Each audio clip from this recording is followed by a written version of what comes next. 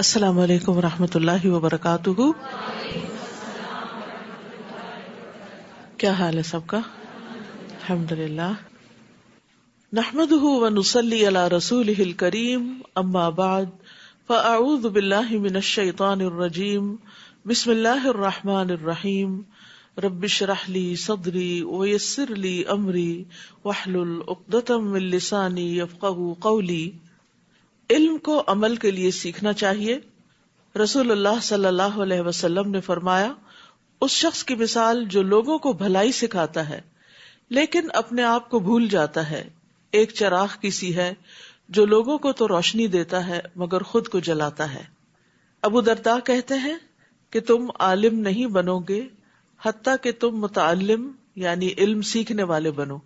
یعنی کوئی شخص جب تک علم سیکھتا نہیں اس وقت تک عالم نہیں بنتا، اور تم علم سے عالم نہیں بن سکتے، یعنی صرف سیکھنا بھی کافی نہیں حتیٰ کہ تم اس پر عمل کرو. اور تمہارے گناہ کے لیے یہی کافی ہے کہ تم بحث مباحثہ کرنے والے بن جاؤ. یعنی علم حاصل کرنے کا مقصد لوگوں کے ساتھ بحث مباحثہ نہیں ہونا چاہیے. اور تمہارے گناہ کے لیے یہی کافی ہے کہ تم جھگڑا کرنے والے بن جاؤ، یعنی علم کی بنا پر. اور تمہارے جھوٹا ہونے کے لیے یہی کافی ہے کہ تم مسلسل اللہ کی ذات کے علاوہ کسی اور چیز میں گفتگو کرتے رہو، اور چیزوں کے بارے میں اور ٹاپکس پہ بات کرو اور اللہ کو یاد نہ کرو. تو خلاصہ یہی ہے کہ انسان جو کچھ سیکھے پھر اس کے بہترین حصے پر عمل بھی کرے. 24واں پارہ. اعوذ باللہ من الشیطان الرجیم. بسم اللہ الرحمن الرحیم. فمن اظلم ممن كذب على الله وكذب بالصدق اذ جاءه أليس في جهنم مثوى للكافرين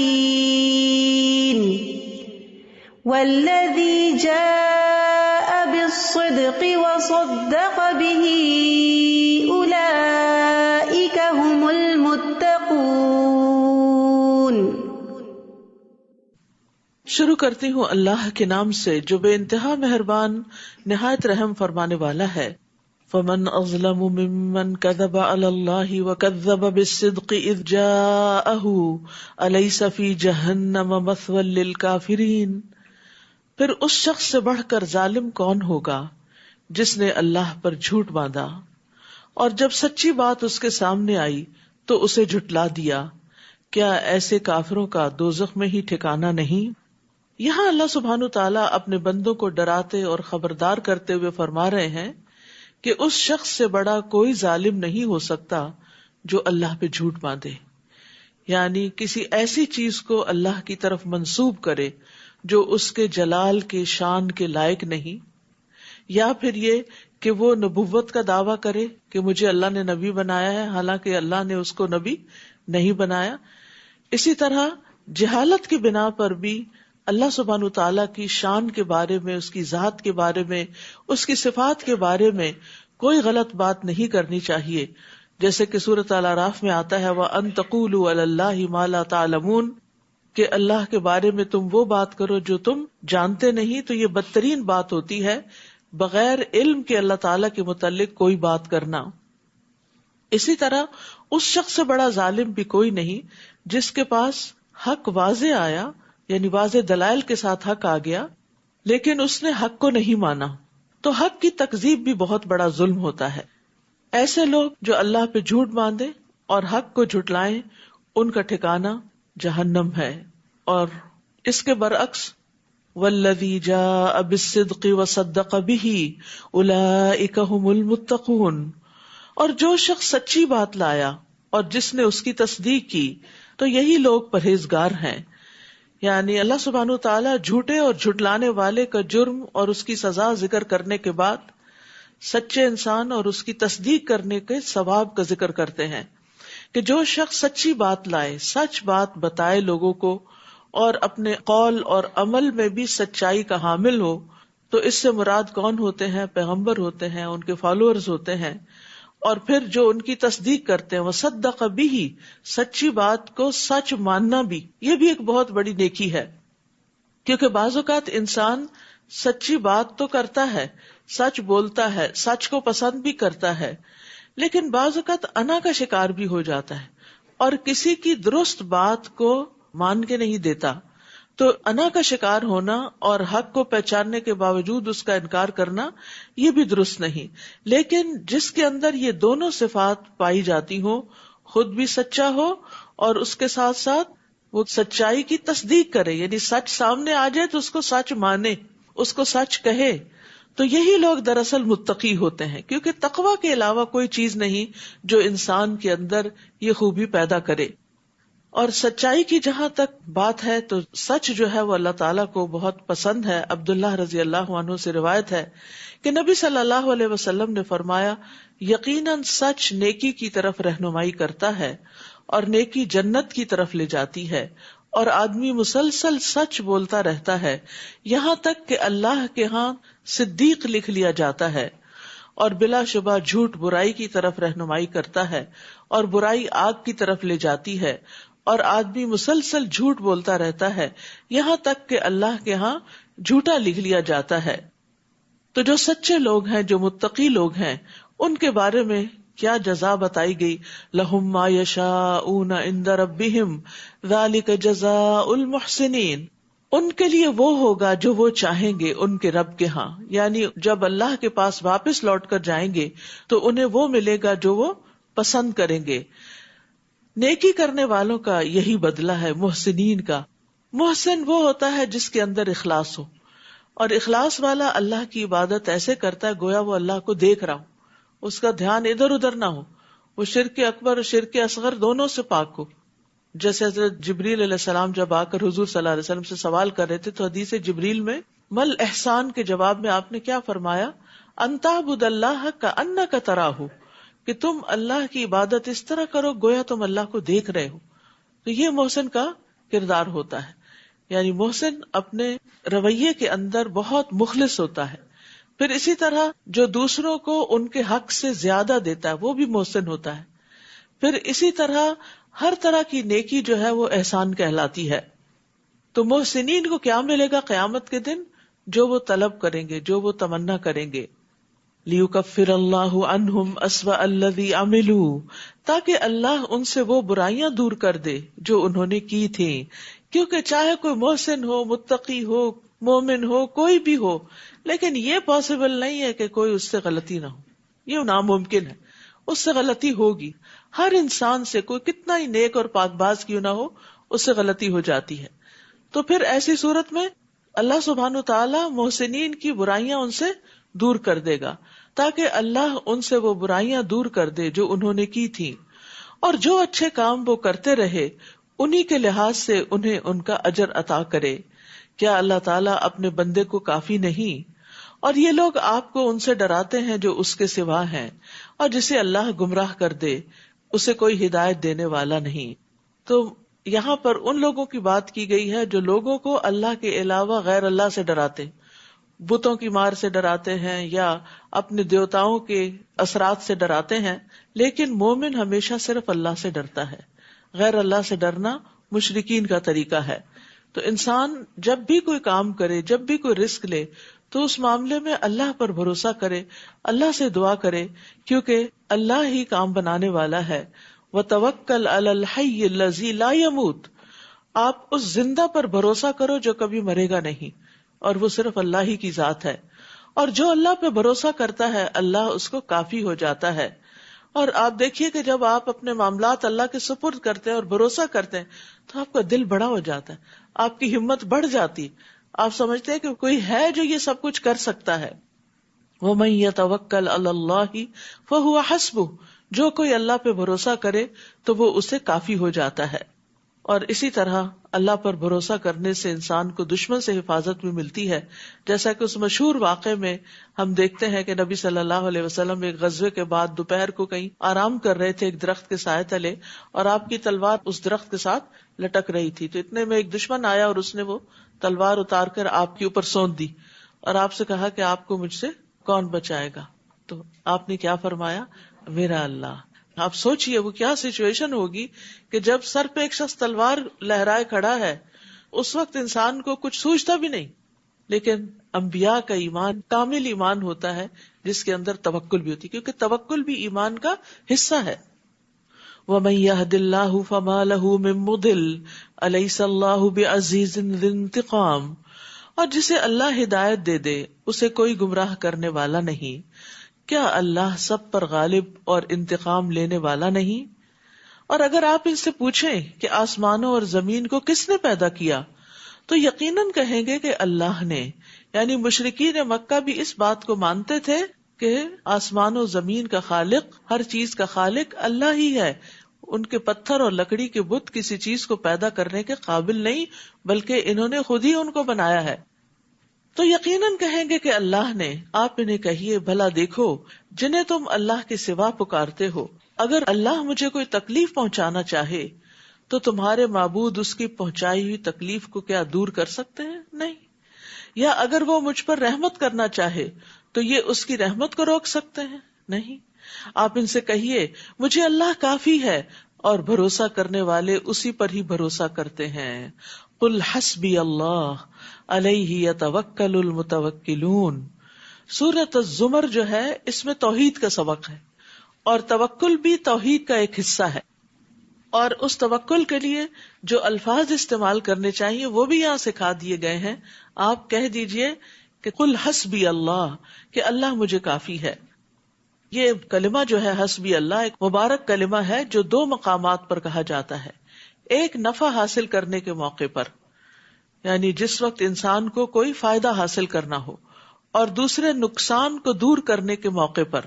اور ہم دیکھتے ہیں کہ دو عظیم پیغمبروں نے یہ دعا مانگی. ایک تو ابراہیم علیہ السلام نے اس وقت یہ کلمہ پڑھا تھا جب ان کو آگ میں پھینکا جا رہا تھا، اور دوسرے محمد صلی اللہ علیہ وسلم نے جب لوگوں نے مسلمانوں کو ڈرانے کے لیے کہا تھا کہ لوگوں نے تمہارے لیے فوج جمع کر لی ہے تو لوگوں سے ڈرو، تو اس بات نے ان کا ایمان بڑھا دیا اور انہوں نے کہا کہ ہمیں اللہ ہی کافی ہے اور وہ اچھا کارساز ہے.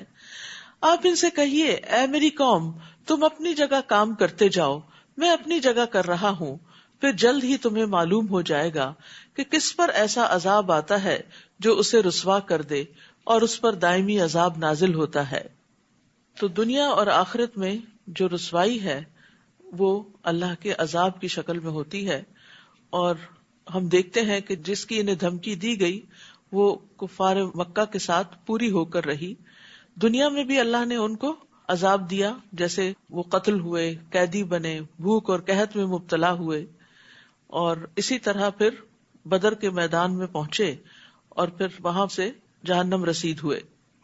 تو انسان کو ہمیشہ اللہ سے اپنے گناہوں کی وجہ سے جو سزا آتی ہے اس سے بچنے کے لیے دعا کرنی چاہیے.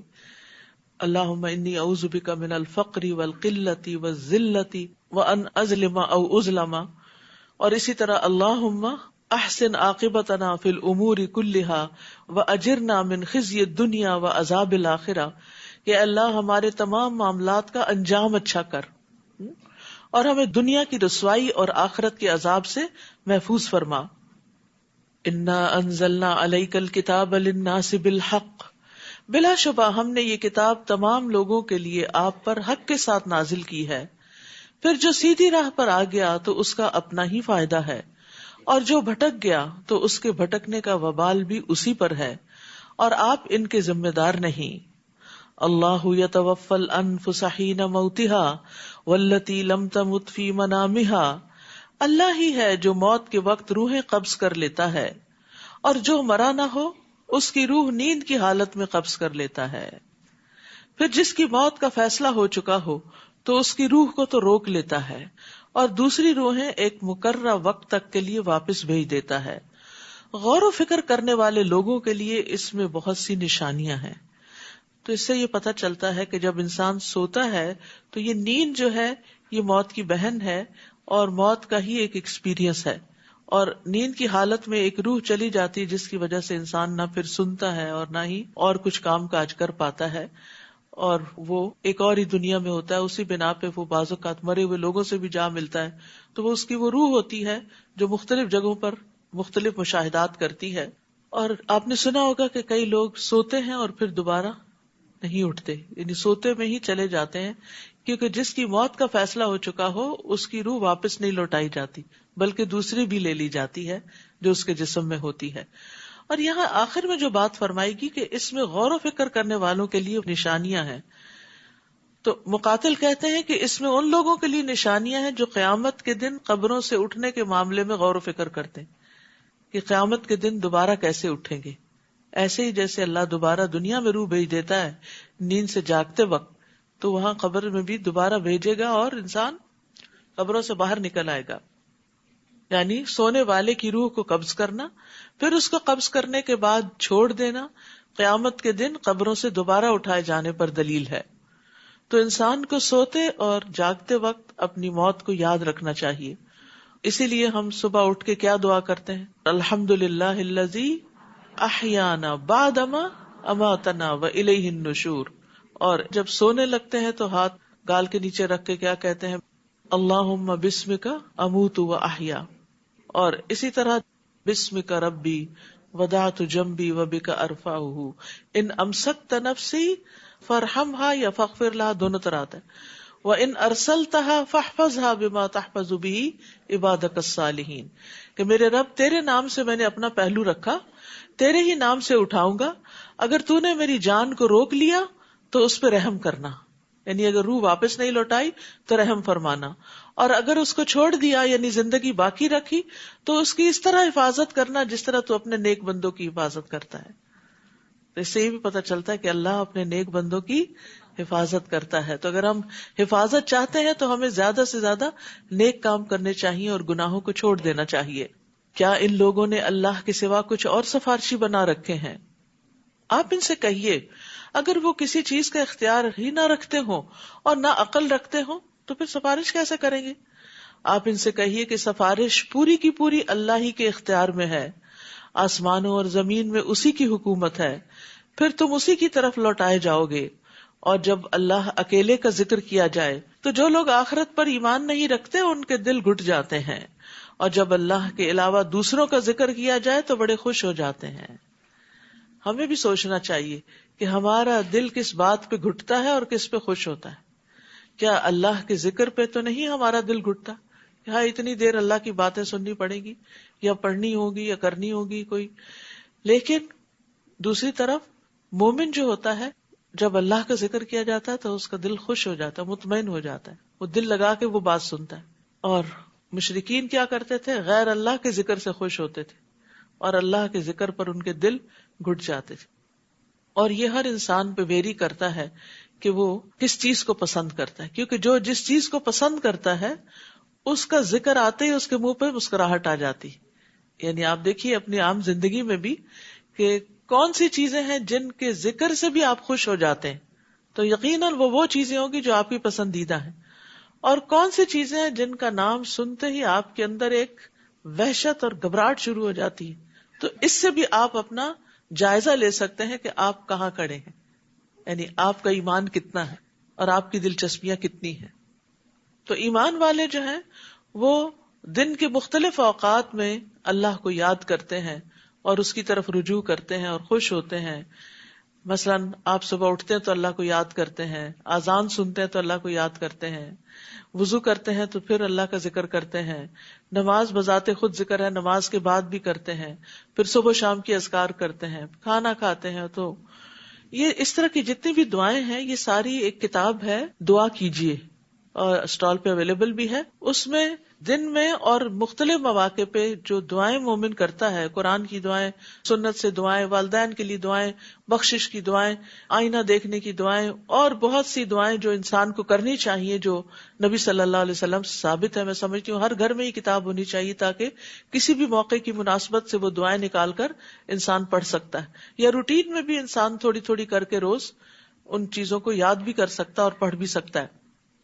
قل اللہم فاطر السماوات والارض عالم الغیب والشہادہ انت تحکم بین عبادک فیما کانوا فیہ یختلفون۔ آپ کہیے اے اللہ آسمانوں اور زمین کے پیدا کرنے والے، غیب اور حاضر کو جاننے والے، تو ہی اپنے بندوں میں ایسی چیز کا فیصلہ کرے گا جس میں وہ اختلاف کر رہے ہیں، اور اگر ان ظالموں کو زمین کی ساری دولت میسر ہو اور اتنی ہی اور بھی ہو تو وہ روز قیامت کے برے عذاب سے بچنے کے لیے فدیے میں دینے کو تیار ہو جائیں گے. اس دن اللہ کی طرف سے ان کے لیے ایسا عذاب ظاہر ہوگا جو ان کے وہم و گمان میں بھی نہ ہوگا. تو یہاں ہم دیکھتے ہیں کہ یہ جو بات ہے نا وَبَدَا لَهُم مِّنَ اللَّهِ مَا لَمْ يَكُونُوا يَحْتَسِبُونَ، کہ اس دن اللہ کی طرف سے ایسا عذاب ظاہر ہوگا جس کا انہوں نے سوچا بھی نہ ہوگا. تو پائس پری ڈیسیسرز اسلاف جو تھے وہ اس آیت سے بہت ڈرتے تھے کہ کہیں ایسا نہ ہو کہ ہم یہ سمجھے کہ ہم بڑے اچھے اچھے کام کر رہے ہیں اور کل جائیں اور وہاں دیکھیں تو وہ اچھے کاموں میں شامل ہی نہیں ہوئے ہوں.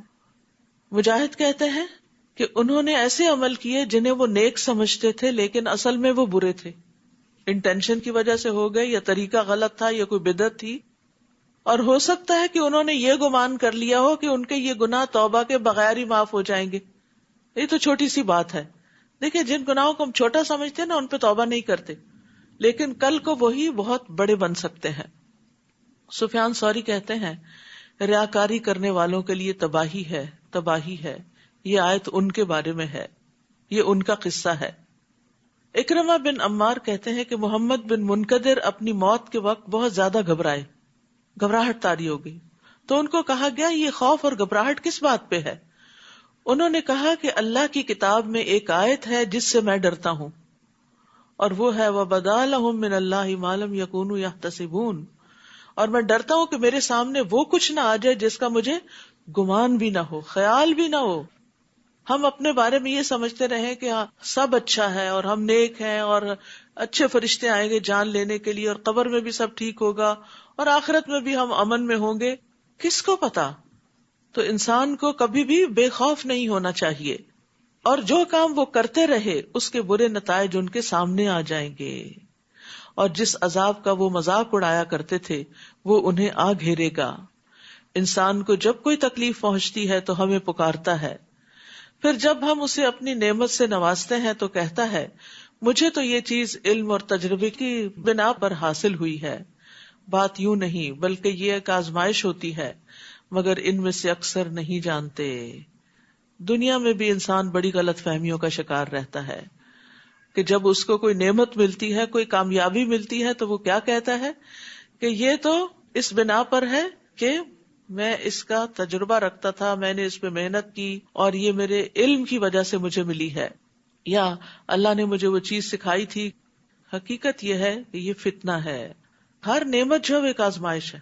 اب مثال کے طور پر ہمیں اگر نعمت قرآن ملتی ہے تو اس میں ہمارا امتحان بھی ہے کہ ہم اس پر اب جو پڑھ لیا سن لیا عمل کتنا کرتے ہیں، اپنی زندگی کو کتنا بدلتے ہیں. وَلَكِنَّ أَكْثَرَهُمْ لَا يَعْلَمُونَ، لیکن اکثر لوگ یہ بات، یہ نکتہ نہیں جانتے، یہ سمجھتے نہیں کہ نعمت آزمائش ہے اور انسان کا امتحان ہے جس کے وجہ سے اللہ تعالیٰ انہیں ڈھیل دے کے پھر پکڑتا بھی ہے. ایسی ہی بات ان لوگوں نے بھی کہی تھی جو ان سے پہلے گزر چکے، پھر وہ چیز ان کے کسی کام نہ آئی جو وہ کما رہے تھے. یعنی پہلے لوگوں کو بھی اپنے علم اور ہنر اور فن پہ بڑا مان تھا، لیکن وہ چیزیں انہیں اللہ کے عذاب سے بچا نہ سکیں. چنانچہ اپنی بری کمائی کے برے نتائج انہیں بھگتنے پڑے. اور ان لوگوں میں سے جو ظلم کر رہے ہیں وہ بھی عنقریب اپنے کاموں کے برے نتائج بھگت لیں گے، اور یہ لوگ ہمیں عاجز کر سکنے والے نہیں ہیں. کیا انہیں معلوم نہیں کہ اللہ جس کے لیے چاہتا ہے رزق کشادہ کر دیتا ہے اور جس کے لیے چاہتا ہے تنگ کر دیتا ہے. اس میں بھی ان لوگوں کے لیے کئی نشانیاں ہیں جو ایمان لاتے ہیں. قُلْ يَا عِبَادِيَ الَّذِينَ أَسْرَفُوا عَلَىٰ أَنفُسِهِمْ لَا تَقْنَطُوا مِن رَحْمَةِ اللَّهِ إِنَّ اللَّهَ يَغْفِرُ الذُّنُوبَ جَمِيعًا إِنَّهُ هُوَ الْغَفُورُ الرَّحِيمُ. آپ لوگوں سے کہہ دیجئے اے میرے بندو جنہوں نے اپنی جانوں پر زیادتی کر لی ہے، اللہ کی رحمت سے مایوس نہ ہو. اللہ یقیناً سارے ہی گناہ معاف کر دیتا ہے کیونکہ وہ غفور الرحیم ہے. یعنی اللہ سبحانہ تعالی اگلے پچھلے سارے گناہوں کو معاف کر سکتا ہے. جیسے کہ حدیث میں آتا ہے کہ ایک شخص کے سارے گناہ معاف کر دیے گئے اس بنا پر کہ اس نے لوگوں کے راستے سے کانٹے دار شاخ ہٹائی تھی، لوگوں کو تکلیف سے بچایا تھا، تو اس بنا پر اس کے گناہ معاف کر دیے گئے. اسی طرح چھوٹے گناہوں کے علاوہ بھی اللہ سبحانہ تعالیٰ بڑے بڑے گناہوں کو معاف کر دیتا ہے. جیسے زنا کرنے والا جب زنا کرتا ہے تو مومن نہیں رہتا، چوری کرنے والا جب چوری کرتا تو مومن نہیں رہتا، شرابی جب شراب پیتا تو مومن نہیں رہتا. لیکن پھر بھی اس کے لیے توبہ کا دروازہ کھلا ہے کہ اگر کوئی شرمندہ ہو کر واپس پلٹتا ہے اور اللہ سے معافی مانگ لیتا ہے اور آئندہ نہ کرنے کا عہد کر لیتا تو اللہ تعالیٰ اس کو بھی معاف کر دیتا ہے. 100 لوگوں کا قاتل بھی بخش دیا گیا تھا جب اس کے دل میں شدید ریگریٹ ہوئی اور اس نے توبہ کے لیے اپنا علاقہ بھی چھوڑ دیا کہ میں اس گناہ سے بہرحال نکلنا چاہتا ہوں، اور وہ ہجرت کر کے دوسری طرف نیک لوگوں کے پاس جا رہا تھا تاکہ ان کی صحبت میں بیٹھ کر وہ اپنی اس برائی کو دور کر سکے. وَأَنِيبُوا إِلَىٰ رَبِّكُمْ، اور اپنے رب کی طرف رجوع کرو. وَأَسْلِمُوا لَهُ، اور اس کا حکم مان لو. مِن قَبْلِ أَن يَأْتِيَكُمُ الْعَذَابُ، اس سے پہلے کہ تم پر عذاب آئے پھر تمہیں کہیں سے بھی مدد نہ مل سکے. یعنی توبہ میں دیر نہیں کرنی چاہیے، بار بار اللہ کی طرف رجوع کرنا چاہیے، بار بار پلٹنا چاہیے، بار بار اپنے اسلام کا اقرار کرنا چاہیے کہ اللہم اسلمت نفسی الیک، اللہ میں نے اپنا آپ تیرے حوالے کر دیا. واتبعوا احسن ما انزل الیکم من ربکم، اور جو کچھ تمہاری طرف تمہارے رب کی جانب سے نازل ہوا ہے اس کے بہترین حصے کی پیروی کرو، اس سے قبل کہ اچانک تم پر عذاب آ جائے اور تمہیں خبر بھی نہ ہو. یعنی جب کوئی مصیبت آتی ہے تو بعض اوقات اتنی اچانک آتی ہے کہ انسان کہتا ہے میں نے تو کبھی سوچا ہی نہیں تھا. تو اسی طرح انسان کو اپنی زندگی کا ہی نہیں پتا کہ کس وقت یہ پرندہ یہاں سے اڑ جائے، ہمارے اندر سے نکل کے روح چلی جائے اور انسان اس کے بعد ہونٹ ہلانے کے بھی قابل نہ رہے. تو اس لیے انسان کو جو مہلت ملی ہے، جو موقع ملا ہے، جو وقت ملا ہے، اس سے فائدہ اٹھا لے. ان تقول نفس یا حسرتا علی ما فرطت فی جنب اللہ وان کنت لمن الساخرین، کہیں ایسا نہ ہو کہ اس وقت کوئی کہنے لگے، یعنی جب مصیبت سامنے آ جائے، موت سامنے آ جائے، جب توبہ کا دروازہ بند ہو جائے، افسوس میری اس کوتاہی پر جو میں اللہ کے حق میں کرتا رہا اور میں تو مذاق اڑانے والوں میں سے تھا. یعنی میں نے تو دین کو کبھی سیریسلی لیا ہی نہیں تھا، میں نے تو اس کو بس ایک کھیل تماشا بنا رکھا تھا. یا یوں کہے لو ان اللہ ہدانی لکنت من المتقین، اگر اللہ مجھے ہدایت دیتا تو میں بھی پرہیزگاروں میں سے ہوتا.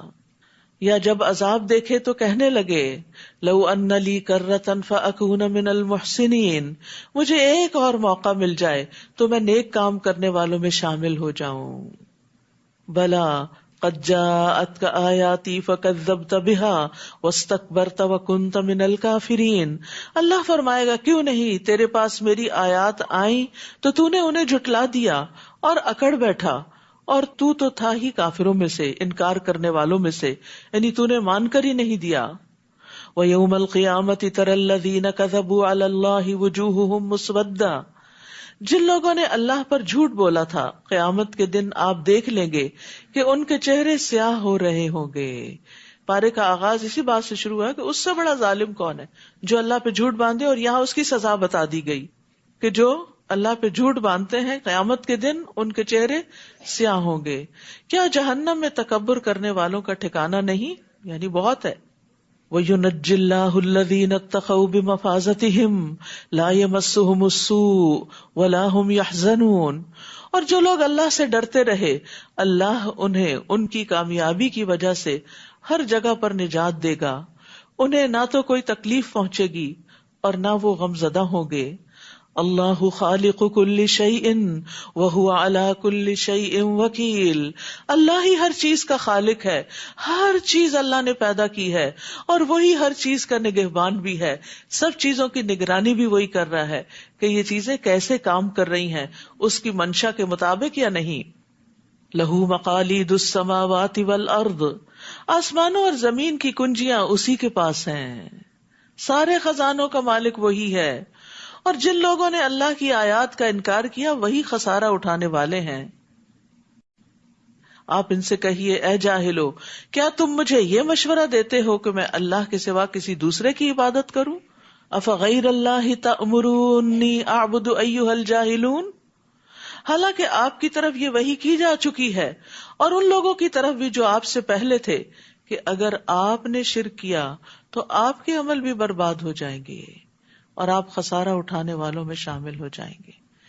یعنی شرک کا گناہ کسی سے بھی قابل قبول نہیں. تو اس لیے انسان کو سب سے زیادہ جس چیز کی فکر ہونی چاہیے وہ اپنی زندگی سے شرک نکالنے کی. اور وہ کب نکالے گا؟ جب اس کو پتا ہوگا کہ شرک ہے کیا. کیونکہ اگر یہ پتا ہی نہیں کہ شرک کیا ہے تو شرک سے نکلے گا کیسے انسان. تو اس لیے فَاعْلَمْ أَنَّهُ لَا إِلَٰهَ إِلَّا هُوَ، اس بات کا علم حاصل کرو کہ اللہ تعالیٰ ایک ہے. اور کون سی چیزیں اللہ کی ذات میں یا صفات میں شریک بن جاتی ہیں اور کیا کہنا شرک ہو جاتا ہے، ان باتوں کا خوب علم ہونا چاہیے، ورنہ تو اللہ سبحانہ تعالیٰ شرک کو معاف نہیں کرے گا. باقی گناہ تو چاہے سزا دیے بغیر معاف کر دے یا سزا دے کے معاف کرے. بل اللہ فاعبد وکم من الشاکرین، بلکہ آپ اللہ ہی کی عبادت کیجیے اور اس کے شکر گزار بن کر رہیے. اور ان لوگوں نے اللہ کی قدر نہیں کی جیسا کہ اس کی قدر کرنے کا حق ہے. قیامت کے دن ساری زمین اس کی مٹھی میں اور تمام آسمان اس کے دائیں ہاتھ میں لپیٹے ہوئے ہوں گے. وہ ان باتوں سے پاک اور بالا تر ہے جو یہ لوگ اس کے شریک ٹھہراتے ہیں. اللہ سبحانہ تعالیٰ کی عظمت اور قدر کو حقیقت میں ہم لوگ نہیں جانتے، لیکن یہ ہے کہ اگر انسان جان لے تو پھر اس کے اندر لازماً اللہ کی عبادت کا شوق آ جائے، وہ اس کے آگے جھک جائے. کیونکہ ہوتا یہ ہے کہ دنیا میں جب ہم کسی سے انسپائر ہوتے ہیں اور وہ ہمارے ہی جیسے انسان ہوتے ہیں، تھوڑی بہت اگر ان کی کوئی اچیومنٹ ہوتی ہے تو ہم ان کے آگے جھک جاتے ہیں، ان کے مطیع ہو جاتے ہیں، سرنگوں ہو جاتے ہیں.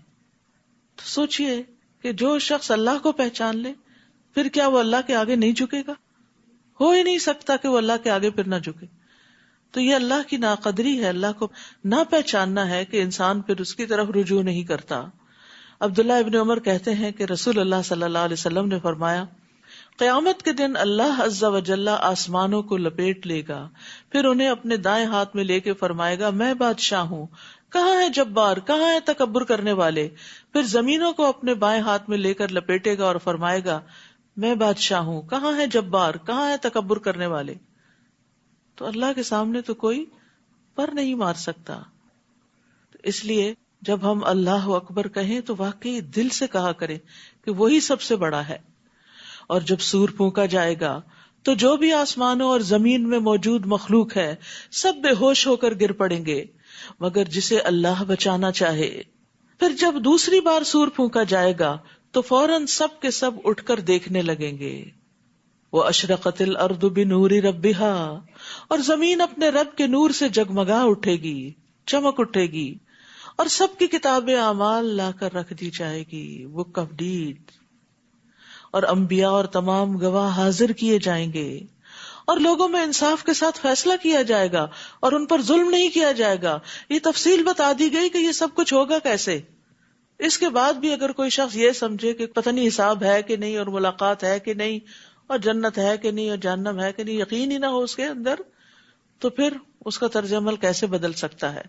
تو اب یہ تو قرآن ہمیں بتا رہا ہے نا کہ اس دن زمین کیسی ہوگی اور کس طرح نامہ اعمال رکھا جائے گا اور کس طرح انبیاء اور گواہ آ جائیں گے اور پھر ہر شخص کا فیصلہ کیا جائے گا، ہر شخص کے اعمال تولے جائیں گے. حدیث میں آتا ہے قیامت کے دن لوگوں کا حشر سفید اور سرخی آمیز زمین پر ہوگا، جیسے میدے کی روٹی صاف اور سفید ہوتی ہے، اس پر کسی چیز کا کوئی نشان نہ ہو. یعنی جب آپ میدے کو بیلتے ہیں نا سموسے وغیرہ بنانے کے لیے تو وائٹ سی جو ٹکیاں بنتی ہے، اس طرح پلین بالکل اسموتھ صاف ستھری زمین ہوگی جس پہ ہر شخص کھڑا ہوگا اور کوئی شخص کسی چیز کے پیچھے چھپ نہ سکے گا، اور روشنی بھی ہوگی وہاں. تو پھر ہر شخص کے اعمال اور اس کے کام اور اس کی شکل اور ہر چیز پر واضح بھی ہو جائے گی.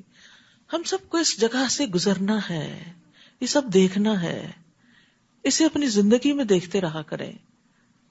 کبھی اپنے آپ کو کسی جگہ لے جا کے کھڑا کریں، کبھی کسی جگہ کھڑا کریں، تاکہ جس دن یہ پیش آئے تو ہم اس سے بے خبر نہ ہوں. ہمیں پہلے سے پتا یہ تو ہونا تھا، یہ تو رب کا وعدہ تھا اور یہ تو سچا وعدہ تھا.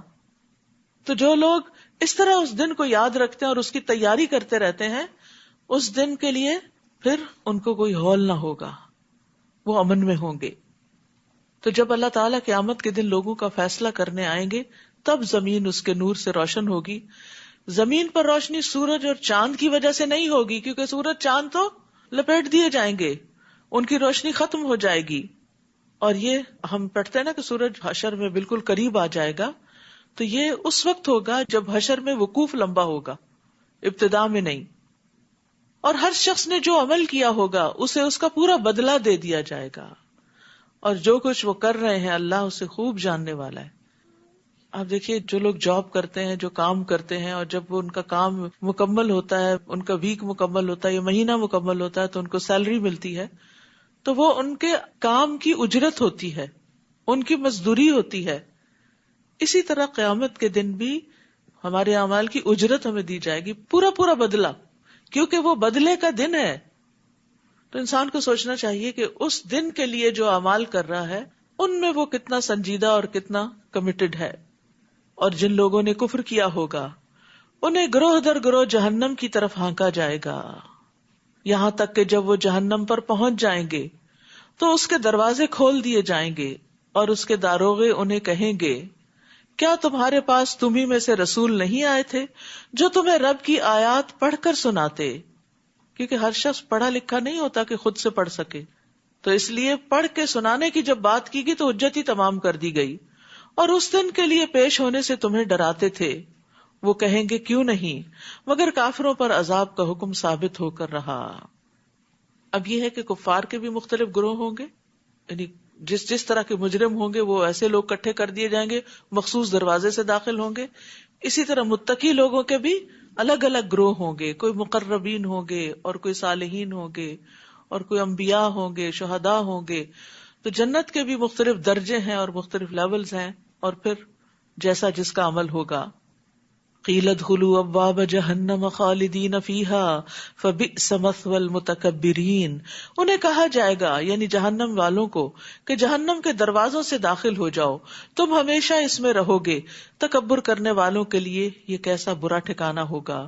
اور جو لوگ اپنے رب سے ڈرتے رہے انہیں گروہ در گروہ جنت کی طرف چلایا جائے گا، یہاں تک کہ جب وہ اس کے پاس پہنچ جائیں گے اور اس کے دروازے پہلے سے ہی کھول دیے جائیں گے تو اس کے داروغے انہیں کہیں گے تم پر سلامتی ہو، خوش ہو جاؤ اور ہمیشہ کے لیے جنت میں داخل ہو جاؤ. تو یہاں جنتیوں کے گروہوں کا بھی ذکر ہے کہ ان کے تقوی کے لیول کے اعتبار سے ان کے گروہ بنیں گے. ابو ہریرہ کہتے ہیں کہ نبی صلی اللہ علیہ وسلم نے فرمایا پہلی جماعت جو جنت میں داخل ہوگی ان کے چہرے 14ویں رات کے چاند کی طرح چمکتے ہوں گے، اور جو ان کے بعد داخل ہوں گے وہ جگمگاتے ستاروں کی طرح ہوں گے. ان سب کے دل الفت و محبت میں ایک شخص کی طرح ہوں گے، ان میں سے نہ کسی کا بات میں اختلاف ہوگا نہ باہم دشمنی ہوگی. یہ اہل جنت کی شان ہے کہ آپس میں نہ دل میں کوئی بات اور نہ زبان پہ کوئی بات، کوئی کلیشز نہیں ہوں گے، کوئی اختلاف نہیں ہوں گے، بلکہ ایک دل کی طرح ہوں گے، سب ایک دوسرے سے محبت کرتے ہوں گے. جنت کا دروازہ سب سے پہلے آپ صلی اللہ علیہ وسلم کے لیے کھولا جائے گا. رسول اللہ صلی اللہ علیہ وسلم نے فرمایا میں قیامت کے دن جنت کے دروازے پر آؤں گا اور اسے کھلواؤں گا. پھر جنت کا داروغہ کہے گا آپ کون ہیں؟ میں کہوں گا محمد. وہ کہے گا مجھے آپ سے پہلے کسی کے لیے دروازہ کھولنے کا حکم نہیں دیا گیا. یعنی آپ ہی ایک طرح سے افتتاح کریں گے، اوپننگ کریں گے، سب سے پہلے آپ انٹر ہوں گے اور پھر آپ کی امتی ساتھ داخل ہوں گے. اور اس وقت وہ کیا کہیں گے؟ وَقَالُوا الْحَمْدُ لِلَّهِ الَّذِي صَدَقَنَا وَعْدَهُ. وہ کہیں گے اللہ کا شکر ہے جس نے ہمارے ساتھ اپنا وعدہ سچا کر دکھایا اور ہمیں اس سرزمین کا وارث بنا دیا کہ اس جنت میں ہم جہاں چاہیں رہیں. عمل کرنے والوں کے لیے یہ کیسا اچھا اجر ہے. اتنی چوائسز ہوں گی ہر جنتی کے لیے کہ جہاں اس کا دل چاہے گا وہ چلا جائے گا. دنیا میں اگر آپ کسی اچھے جگہ پر ہالیڈیز کے لیے جانا بھی چاہیں تو پہلے آپ کو پیسے جمع کرنے ہوتے ہیں، پھر اس کے بعد وہ ساری اس کے ریویوز دیکھتے ہیں، پھر بکنگ کراتے ہیں، پھر کبھی فلائٹس کینسل ہو جاتی ہیں، تو کیا کیا مسائل ہوتے، کتنے ترددات ہوتے ہیں. اور پھر وہاں پہنچ کر بھی بعض اوقات آپ کو اپنی پسند کا ویو نہیں ملتا، کمرہ نہیں ملتا، پسند کا ویدر نہیں ملتا، کئی چیزیں، یعنی وہ تھوڑی سی خوشی ہوتی ہے اور اس کے ساتھ بے شمار ترددات لگے ہوتے. لیکن جنت میں داخل ہوتے ہی کسی قسم کا کوئی تردد، کوئی تھکاوٹ نہیں، اور جو انسان چاہے گا وہ اس کو ملتا چلا جائے گا. اور یہ کس کا اجر ہے؟ عمل کرنے والوں کے لیے یہ کیسا اچھا اجر ہے. اصل بات ہے عمل کی. وَتَرَى الْمَلَائِكَةَ حَافِّينَ مِنْ حَوْلِ الْعَرْشِ. نیز اس دن آپ دیکھیں گے کہ فرشتے عرش کے گرد حلقہ باندھے ہوئے یعنی سراؤنڈ کر رہے ہوں گے، اپنے رب کی تعریف کے ساتھ تسبیح کر رہے ہیں، اور لوگوں میں انصاف کے ساتھ فیصلہ کیا جائے گا، اور سب کہیں گے وقیل الحمد للہ رب العالمین، سب تعریف اللہ کے لیے ہے جو تمام جہانوں کا رب ہے. یعنی پوری کائنات اللہ کی حمد کر رہی ہوگی، آسمان والے، زمین والے، نیک اور بد، جن و انس، حتیٰ کہ آگ والے بھی اللہ کی حمد بیان کریں گے. تو الحمدللہ آدم علیہ السلام کا پہلا جملہ تھا. مومن کی جان نکلتی ہے تو وہ الحمدللہ کہہ رہا ہوتا ہے. جنت میں داخلے پر ایمان والے الحمدللہ کہیں گے، الحمدللہ الذی ہدانا لہذا. اور جنتیوں کا تو پھر کھانا پینا ہی یہی ہوگا، یعنی اللہ کی حمد و ثنا. نبی صلی اللہ علیہ وسلم فرماتے ہیں یقیناً اہل جنت کھائیں گے جنت میں اور پیئیں گے، لیکن نہ اس میں تھوکیں گے، نہ پیشاب کریں گے، نہ رفع حاجت ہوگی، اور نہ ہی ناک سے ریزش گرائیں گے. کوئی گندگی نہیں ہوگی، کوئی بیڈ ڈسکریشن نہیں ہوگی. صحابہ نے پوچھا پھر ان کے کھانے کا کیا بنے گا، یعنی جو کھانا اندر لے کے جائیں گے اس کا کیا ہوگا؟ آپ نے فرمایا ایک ڈکار آئے گی اور کستوری کے پسینے کی طرح پسینہ آئے گا، یعنی خوشبودار پسینے کی شکل میں وہ جسم سے نکل جائے گا. ان کو تسبیح و تحمید اس طرح الہام کر دیے جائیں گے جس طرح سانس کو الہام کر دیا جاتا ہے. سانس کو اللہ نے الہام کیا، اسی لیے خود ہی خود کام کر رہا ہے، ہمیں اس کو کھینچنا نہیں پڑتا. اگر ہر دفعہ ہمیں کھینچ کے باہر نکالنا پڑتا تو کیا حال ہوتا، یعنی سانس کے لیے زور نہیں لگانا پڑتا. تو وہاں بھی تسبیح پڑھنے کے لیے بھی زبان ایسی رواں ہو جائے گی. کچھ لوگ دنیا میں بھی اتنا اللہ کا ذکر کرتے ہیں کہ ان کی زبانوں پہ تسبیح پھر اٹکتی نہیں، چلتی چلی جاتی. آپ دیکھیں کہ جب رات کو نبی صلی اللہ علیہ وسلم سوتے تھے تو تسبیح کرتے تھے، سبحان اللہ پڑھتے تھے، تسبیح کرتے تھے. تو آپ بھی ذرا تجربہ کر کے دیکھیں کہ کیا آپ کی زبان چلتی ہے، کیونکہ کچھ دن ہوتے ہیں جن میں انسان تسبیح کرتے کرتے سوتا ہے، اور کچھ دن ایسے ہوتے ہیں کہ جب زبان اٹکتی ہے. تو سوچے کریں کہ آج اٹکی کیوں ہے، کہیں اللہ سبحانہ تعالیٰ کے حق میں کوئی ایسی کمی تو نہیں کی، کوئی ایسا گناہ تو نہیں کیا کہ زبان اٹک رہی ہے اور توفیق نہیں ہو رہی مجھے. سورت غافر، اس کو غافر بھی کہتے ہیں، مومن بھی کہتے ہیں، دونوں نام ہیں اس کے. بسم اللہ الرحمن الرحیم. حامیم تنزیل الکتاب من اللہ العزیز العلیم. غافر الذنب وقابل التوب شدید العقاب ذی الطول لا الہ الا هو الیہ المصیر. بسم اللہ الرحمن الرحیم. حامیم، یہ کتاب اللہ کی طرف سے نازل ہوئی ہے. آپ نے دیکھو گا اکثر صورتوں کا آغاز جو ہوتا ہے وہ اس بات کی یقین دہانی کرانے کے لیے ہوتا ہے کہ یہ اللہ کی کتاب ہے، یہ اس کی واضح آیات ہیں، یہ اللہ کی طرف سے نازل ہوئی ہے، اس کتاب میں کوئی شک نہیں ہے، تاکہ پڑھنے سے پہلے یاد دہانی ہو جائے کہ جو ہم پڑھنے جا رہے ہیں یہ کوئی معمولی کلام نہیں ہے، یہ اللہ کا کلام ہے. یہ کتاب اللہ کی طرف سے نازل ہوئی ہے جو غالب ہے، سب کچھ جاننے والا ہے، وہ گناہ بخشنے والا، توبہ قبول کرنے والا، سخت سزا دینے والا اور صاحب فضل ہے. اس کے سوا کوئی الہ نہیں، اسی کی طرف سب کو لوٹ کر جانا ہے. تو توبہ کرنے والے گناہگار کے لیے دو رحمتیں ہیں، ایک یہ کہ اللہ اس کی توبہ قبول کر لیتا ہے، دوسری یہ کہ اس کی توبہ کو نیکی بنا دیتا ہے، اور اگر وہ نادم ہو تو اس کے نامہ اعمال سے بھی مٹا دیا جاتا ہے، اور وہ ایسا ہو جاتا ہے جیسے اس نے گناہ کیا ہی نہ ہو. التائب من الذنب کمن لا ذنب لہ، گناہ سے توبہ کر لینے والا ایسا ہو جاتا ہے جیسے اس نے گناہ کیا ہی نہیں تھا، صاف ستھرا ہو جاتا ہے. تو جس طرح ہم جسمانی طہارت کا اہتمام کرتے ہیں، اسی طرح ہمیں اپنی روحانی طہارت کا بھی اہتمام کرتے رہنا چاہیے. اس کو بڑھاپے کے لیے نہیں چھوڑ دینا چاہیے، حج عمرے کے لیے نہیں چھوڑ دینا چاہیے کہ وہاں جائیں گے تو توبہ کریں گے. ڈیلی بیسس پر توبہ ہونی چاہیے. ایک دن منہ نہ دھوئے تو آپ دیکھیں کیا حال ہوتا ہے آپ کا. ایک دن تجربہ کرے، جب نماز نہیں پڑھنی تو منہ نہ دھوئے، پھر کیسا دن ہوگا. ایسے لگے جیسے کوئی بوجھ اٹھا کے پھر رہے ہیں، حالانکہ وہ فزیکلی تو کوئی بوجھ نہیں ہوتا. تو اسی طرح اگر ایک دن بھی توبہ نہیں کرتے تو دلوں پہ بوجھ آ جاتا ہے، اور اس بوجھ کے ساتھ پھر ہم پریشان چلتے پھرتے رہتے ہیں. تو جب بھی دل تنگ ہو، جب بھی دل پہ پریشانی ہے، اکیلے بیٹھ جائیں، تھوڑا سا روئیں، اللہ سے باتیں کریں، معافی مانگیں، کیونکہ اللہ سبحانہ وتعالیٰ اخلاص کے ساتھ کی ہوئی دعا قبول کرتا ہے، غافل دل کی نہیں. کیونکہ بعض اوقات ہم دعا مانگ رہے ہوتے ہیں، دھیان ہمارا کہیں سے کہیں ہوتا ہے. اللہ کی آیات میں صرف وہی لوگ جھگڑا کرتے ہیں جو کافر ہیں، لہٰذا ان کا دنیا کے ملکوں میں چلنا پھرنا آپ کو کسی دھوکے میں نہ ڈال دے.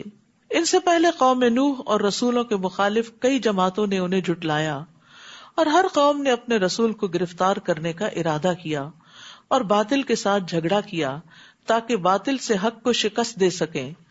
پھر میں نے انہیں پکڑ لیا تو دیکھو میری سزا کیسی تھی.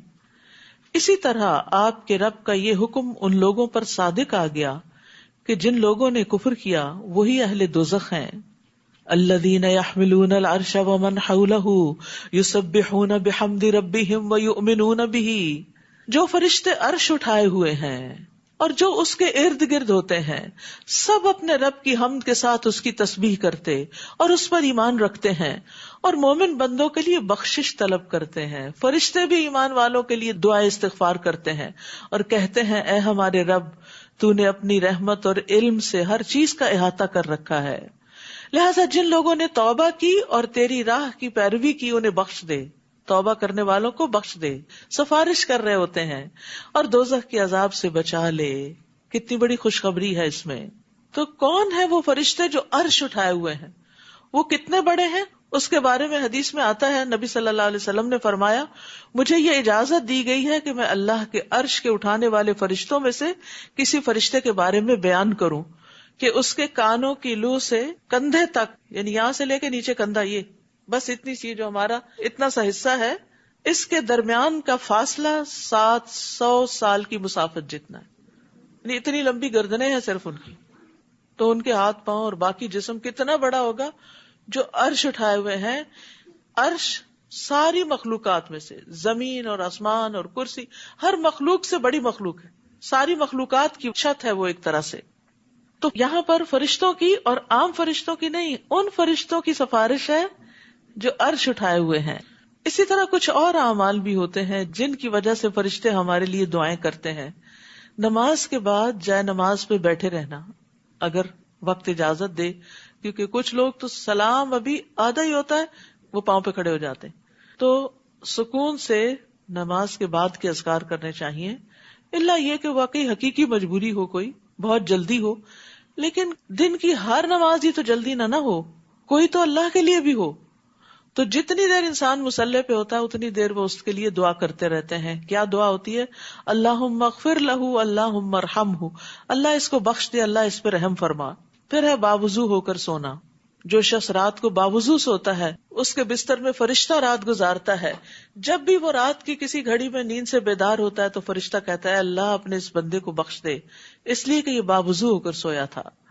پھر اگر کوئی بیمار ہو تو اس کی عیادت کے لیے جانے والوں کے لیے 70,000 فرشتے صبح کے وقت اگر کوئی عیادت کرے تو شام تک دعائیں کرتے ہیں، اور شام کے وقت کرے تو صبح تک کرتے ہیں. پھر اسی طرح لوگوں کو خیر کی بات سکھانا، خیر کی بات دوسروں کو سکھانا، چاہے آپ اپنی اولاد کو سکھا رہے ہیں، اپنے رشتہ داروں کو سکھا رہے ہیں، اپنے دوستوں کو سکھا رہے ہیں، یا جاننے والے اور نہ جاننے والے سب کو سکھا رہے ہیں. تو رسول اللہ صلی اللہ علیہ وسلم نے فرمایا یقیناً اللہ اور اس کے فرشتے اور تمام اہل زمین اور آسمان، یہاں تک کہ چونٹی اپنے سوراخ میں اور مچھلیاں پانی میں اس شخص کے لیے دعائے خیر کرتی ہیں. یعنی اللہ تعالیٰ رحمت بھیجتے، فرشتے اور باقی مخلوق جو ہیں وہ دعائے خیر کرتی ہیں جو لوگوں کو بھلائی کی باتیں سکھاتا ہے. اصل میں عربی میں لفظ لا یصلون آتا ہے جس میں دونوں معنی پائے جاتے ہیں، تو ایک ہی لفظ چل جاتا ہے. لیکن جب اردو ترجمہ ہم کرتے ہیں تو پھر اللہ تعالیٰ تو دعا نہیں کرتے، وہ تو دعا قبول کرتے ہیں. تو اس لیے خیر پھیلانے والے بن جائیں، خیر کی کنجیاں بن جائیں، شر کے تالے بن جائیں، ہر جگہ خیر پھیلائیں، اور آغاز اپنے آپ سے کریں اور گھر والوں سے کریں. پھر اسی طرح سحری کرنے والوں پر اللہ تعالیٰ رحمت کرتے ہیں اور فرشتے ان کے لیے دعائیں کرتے ہیں. پھر اسی طرح کسی کی غیر موجودگی میں اس کے لیے دعا کرنے والے کے لیے ایک فرشتہ مقرر ہوتا ہے. جو مسلمان پیٹھ پیچھے کسی مسلمان کے لیے دعا کرتا ہے تو وہ فرشتہ ساتھ ساتھ کہتا ہے تجھے بھی ایسا ہی ملے. اور وہ اور کیا دعائیں کرتے ہیں؟ ربنا وادخلہم جنات عدن التی وعدتہم، اے ہمارے رب انہیں ان ہمیشہ رہنے والے باغات میں داخل کر جس کا تو نے ان سے وعدہ کیا ہے، اور ان کے آباء و اجداد، ان کی بیویوں اور ان کی اولاد میں سے جو صالح ہیں انہیں بھی، یعنی جو نیک ہیں ان کو بھی، بلا شبہ تو ہر چیز پر غالب حکمت والا ہے۔ اولاد میں سے جو نیک ہیں ان کو اللہ سب کو نیک بنا دے تاکہ وہ ماں باپ کے ساتھ رہیں آخرت میں، اور انہیں برائیوں سے بچا لے اس روز جسے تو نے برائیوں سے بچا لیا، گویا تو نے اس پر رحمت کر دی، اور یہی بڑی کامیابی ہے۔ اور جن لوگوں نے کفر کیا، قیامت کے دن انہیں پکار کر کہا جائے گا کہ آج جتنا غصہ تمہیں اپنے آپ پہ آ رہا ہے، اللہ کو تم پر اس سے زیادہ غصہ آتا تھا جب تمہیں ایمان کی طرف دعوت دی جاتی تھی تو تم انکار کر دیتے تھے، ایمان کی دعوت کو قبول نہیں کرتے تھے۔ وہ کہیں گے ہمارے رب تو نے 2 دفعہ ہمیں مارا اور 2 دفعہ زندہ کیا، ہم اپنے گناہوں کا اعتراف کرتے ہیں، اب کیا یہاں سے نکلنے کی کوئی راہ ہے؟ تو obviously وہاں سے تو اب کوئی نہیں نکلے گا، جہنم میں تو پکڑے گئے۔ جواب ملے گا تمہارا یہ حال اس لیے ہے کہ جب تمہیں اللہ اکیلے کی طرف بلایا جاتا تھا تو تم انکار کر دیتے تھے، اور اگر اس کے ساتھ کوئی شریک بنایا جاتا تو تم مان لیتے تھے۔ اب فیصلہ تو اللہ ہی کے ہاتھ میں ہے جو عالی شان اور کبریائی والا ہے، وہی تو ہے جو تمہیں اپنی نشانیاں دکھاتا ہے اور آسمان سے تمہارے لیے رزق اتارتا ہے، مگر ان باتوں سے سبق تو وہی حاصل کرتا ہے جو اس کی طرف رجوع کرتا ہو۔ لہذا اللہ کو خالصتاً اس کی حاکمیت تسلیم کرتے ہوئے پکارا کرو، اگرچہ کافر اسے برا ہی مانے کہ تم ایک اللہ کو کیوں پکارتے ہو۔ رفیع الدرجات ذو العرش یلقی الروح من امرہ علی من یشاء من عبادہ لینذر یوم الطلاق۔ وہ بلند درجوں والا ہے، عرش کا مالک ہے، وہ اپنے بندوں میں سے جس پر چاہتا ہے اپنے حکم سے روح یعنی وحی نازل کرتا ہے تاکہ وہ لوگوں کو ملاقات کے دن سے ڈرائے، یعنی قیامت کے دن سے۔ تو اللہ سبحانہ وتعالیٰ اپنے عرش پر مستوی ہے، اور اللہ نے اپنے ہاتھ سے عرش کی تخلیق کی ہے۔ حدیث میں آتا ہے کہ اللہ نے 4 چیزوں کو اپنے ہاتھ سے بنایا: عرش، قلم، آدم اور جنت عدن، اور باقی مخلوقات کو کن کہہ کر تو وہ ہو گئی۔ اللہ کے عرش کی مقدار کو اس کے سوا کوئی نہیں جانتا کہ وہ کتنا بڑا ہے، نو ون نوز، اور کرسی اس کے قدم رکھنے کی جگہ ہے۔ عرش تمام مخلوقات سے اونچا ہے۔ اللہ نے 7ویں آسمان سے اوپر پانی بنایا ہے، اور پانی کے اوپر عرش ہے، یعنی یہاں ہم ایک آسمان کو بس دیکھتے ہیں، اس کے اوپر ایک اور پھر اور پھر اور پھر اور پھر اور پھر اور، اس کے اوپر پانی، اس کے اوپر عرش ہے۔ جنت کے 100 درجے ہیں، نبی صلی اللہ علیہ وسلم نے فرمایا جنت میں 100 درجے ہیں، ہر 2 درجوں کے درمیان 100 سال کا فاصلہ ہے، جیسا کہ زمین اور آسمان کے درمیان، اور فردوس اس کا اعلیٰ ترین درجہ ہے، اس سے جنت کی 4 نہریں نکلتی ہیں، اس کے اوپر عرش ہے، یعنی فردوس سے بھی ابو۔ جب بھی تم اللہ سے سوال کرو تو اس سے جنت الفردوس کا سوال کرو۔ میں سوچتی ہوں حضرت آسیہ کتنی عقل مند تھی، انہوں نے دعا کی رب ابنی لی عندک بیتا فی الجنہ، اپنے پاس قرب چاہیے تھا نا رب کا، حالانکہ دنیا میں اس کو کون سی نعمت تھی جو نہ ملی ہوئی ہوگی، وہ فرعون کی بیوی تھی، لیکن اس کی چاہت دنیا نہیں تھی، اس کی چاہت جنت تھی، اور جنت کا بھی اعلیٰ ترین درجہ۔ ابو ہریرہ کہتے ہیں کہ نبی صلی اللہ علیہ وسلم نے فرمایا بس جب تم اللہ سے سوال کرو تو فردوس کا سوال کرو، کیونکہ وہ جنت کا بہترین اور بلند ترین حصہ ہے، اس کے اوپر رحمان کا عرش ہے اور اسی سے جنت کی نہریں نکلتی ہیں۔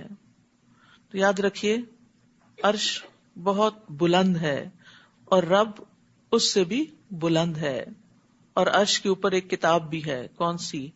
لوح محفوظ۔ تو جب ہم اللہ کے بارے میں سوچیں نا تو اس طرح سوچا کریں کہ اتنا بلند، اتنا بلند، اتنا اتنا اتنا اتنا، یعنی کہ امیجنیشن میں بھی بلندی لایا کریں، پھر آپ کے دل میں ایک ہیبت بھی آئے گی، پھر آپ اس کے آگے جب جھکیں گے تو واقعی جھک جائیں گے۔ لیکن ہم عام طور پر اللہ تعالیٰ کے بارے میں ایسے باتیں کر رہے تھے جیسے کسی دوست کے بارے میں، بس ایسی کیئر لیس سی باتیں، ایسے نہیں کر سکتے۔ وَهُوَ الْعَلِيُّ الْعَظِيمُ، وہ بلند ہے، بہت عظمت والا ہے، عرش پر بلند اس اعتبار سے بھی، اور عظمت والا یعنی اس کی شان بڑی عظمت والی ہے۔ جس دن سب لوگ کھلے میدان میں ہوں گے اور ان کی کوئی بات بھی اللہ سے چھپی نہ رہے گی، اور پوچھا جائے گا آج حکومت کس کی ہے؟ پھر خود ہی فرمائے گا اللہ اکیلے کی جو سب پر غالب ہے۔ آج ہر شخص کو اسی کا بدلہ دیا جائے گا جو اس نے کمایا ہوگا. بار بار یہی بات کی جا رہی, جو کر کے آؤ گے وہی ملے گا. ہم میں سے ہر ایک سوچے کر کیا رہے ہیں. کسی پر آج ظلم نہیں ہوگا. بلا شبہ اللہ جلد حساب لینے والا ہے. حدیث میں آتا ہے, نبی صلی اللہ علیہ وسلم نے فرمایا, اللہ تعالیٰ فرماتے ہیں, اے میرے بندو, یہ تمہارے اعمال ہیں جنہیں میں تمہارے لیے شمار کر رہا ہوں, پھر میں تمہیں ان کا پورا پورا بدلہ دوں گا.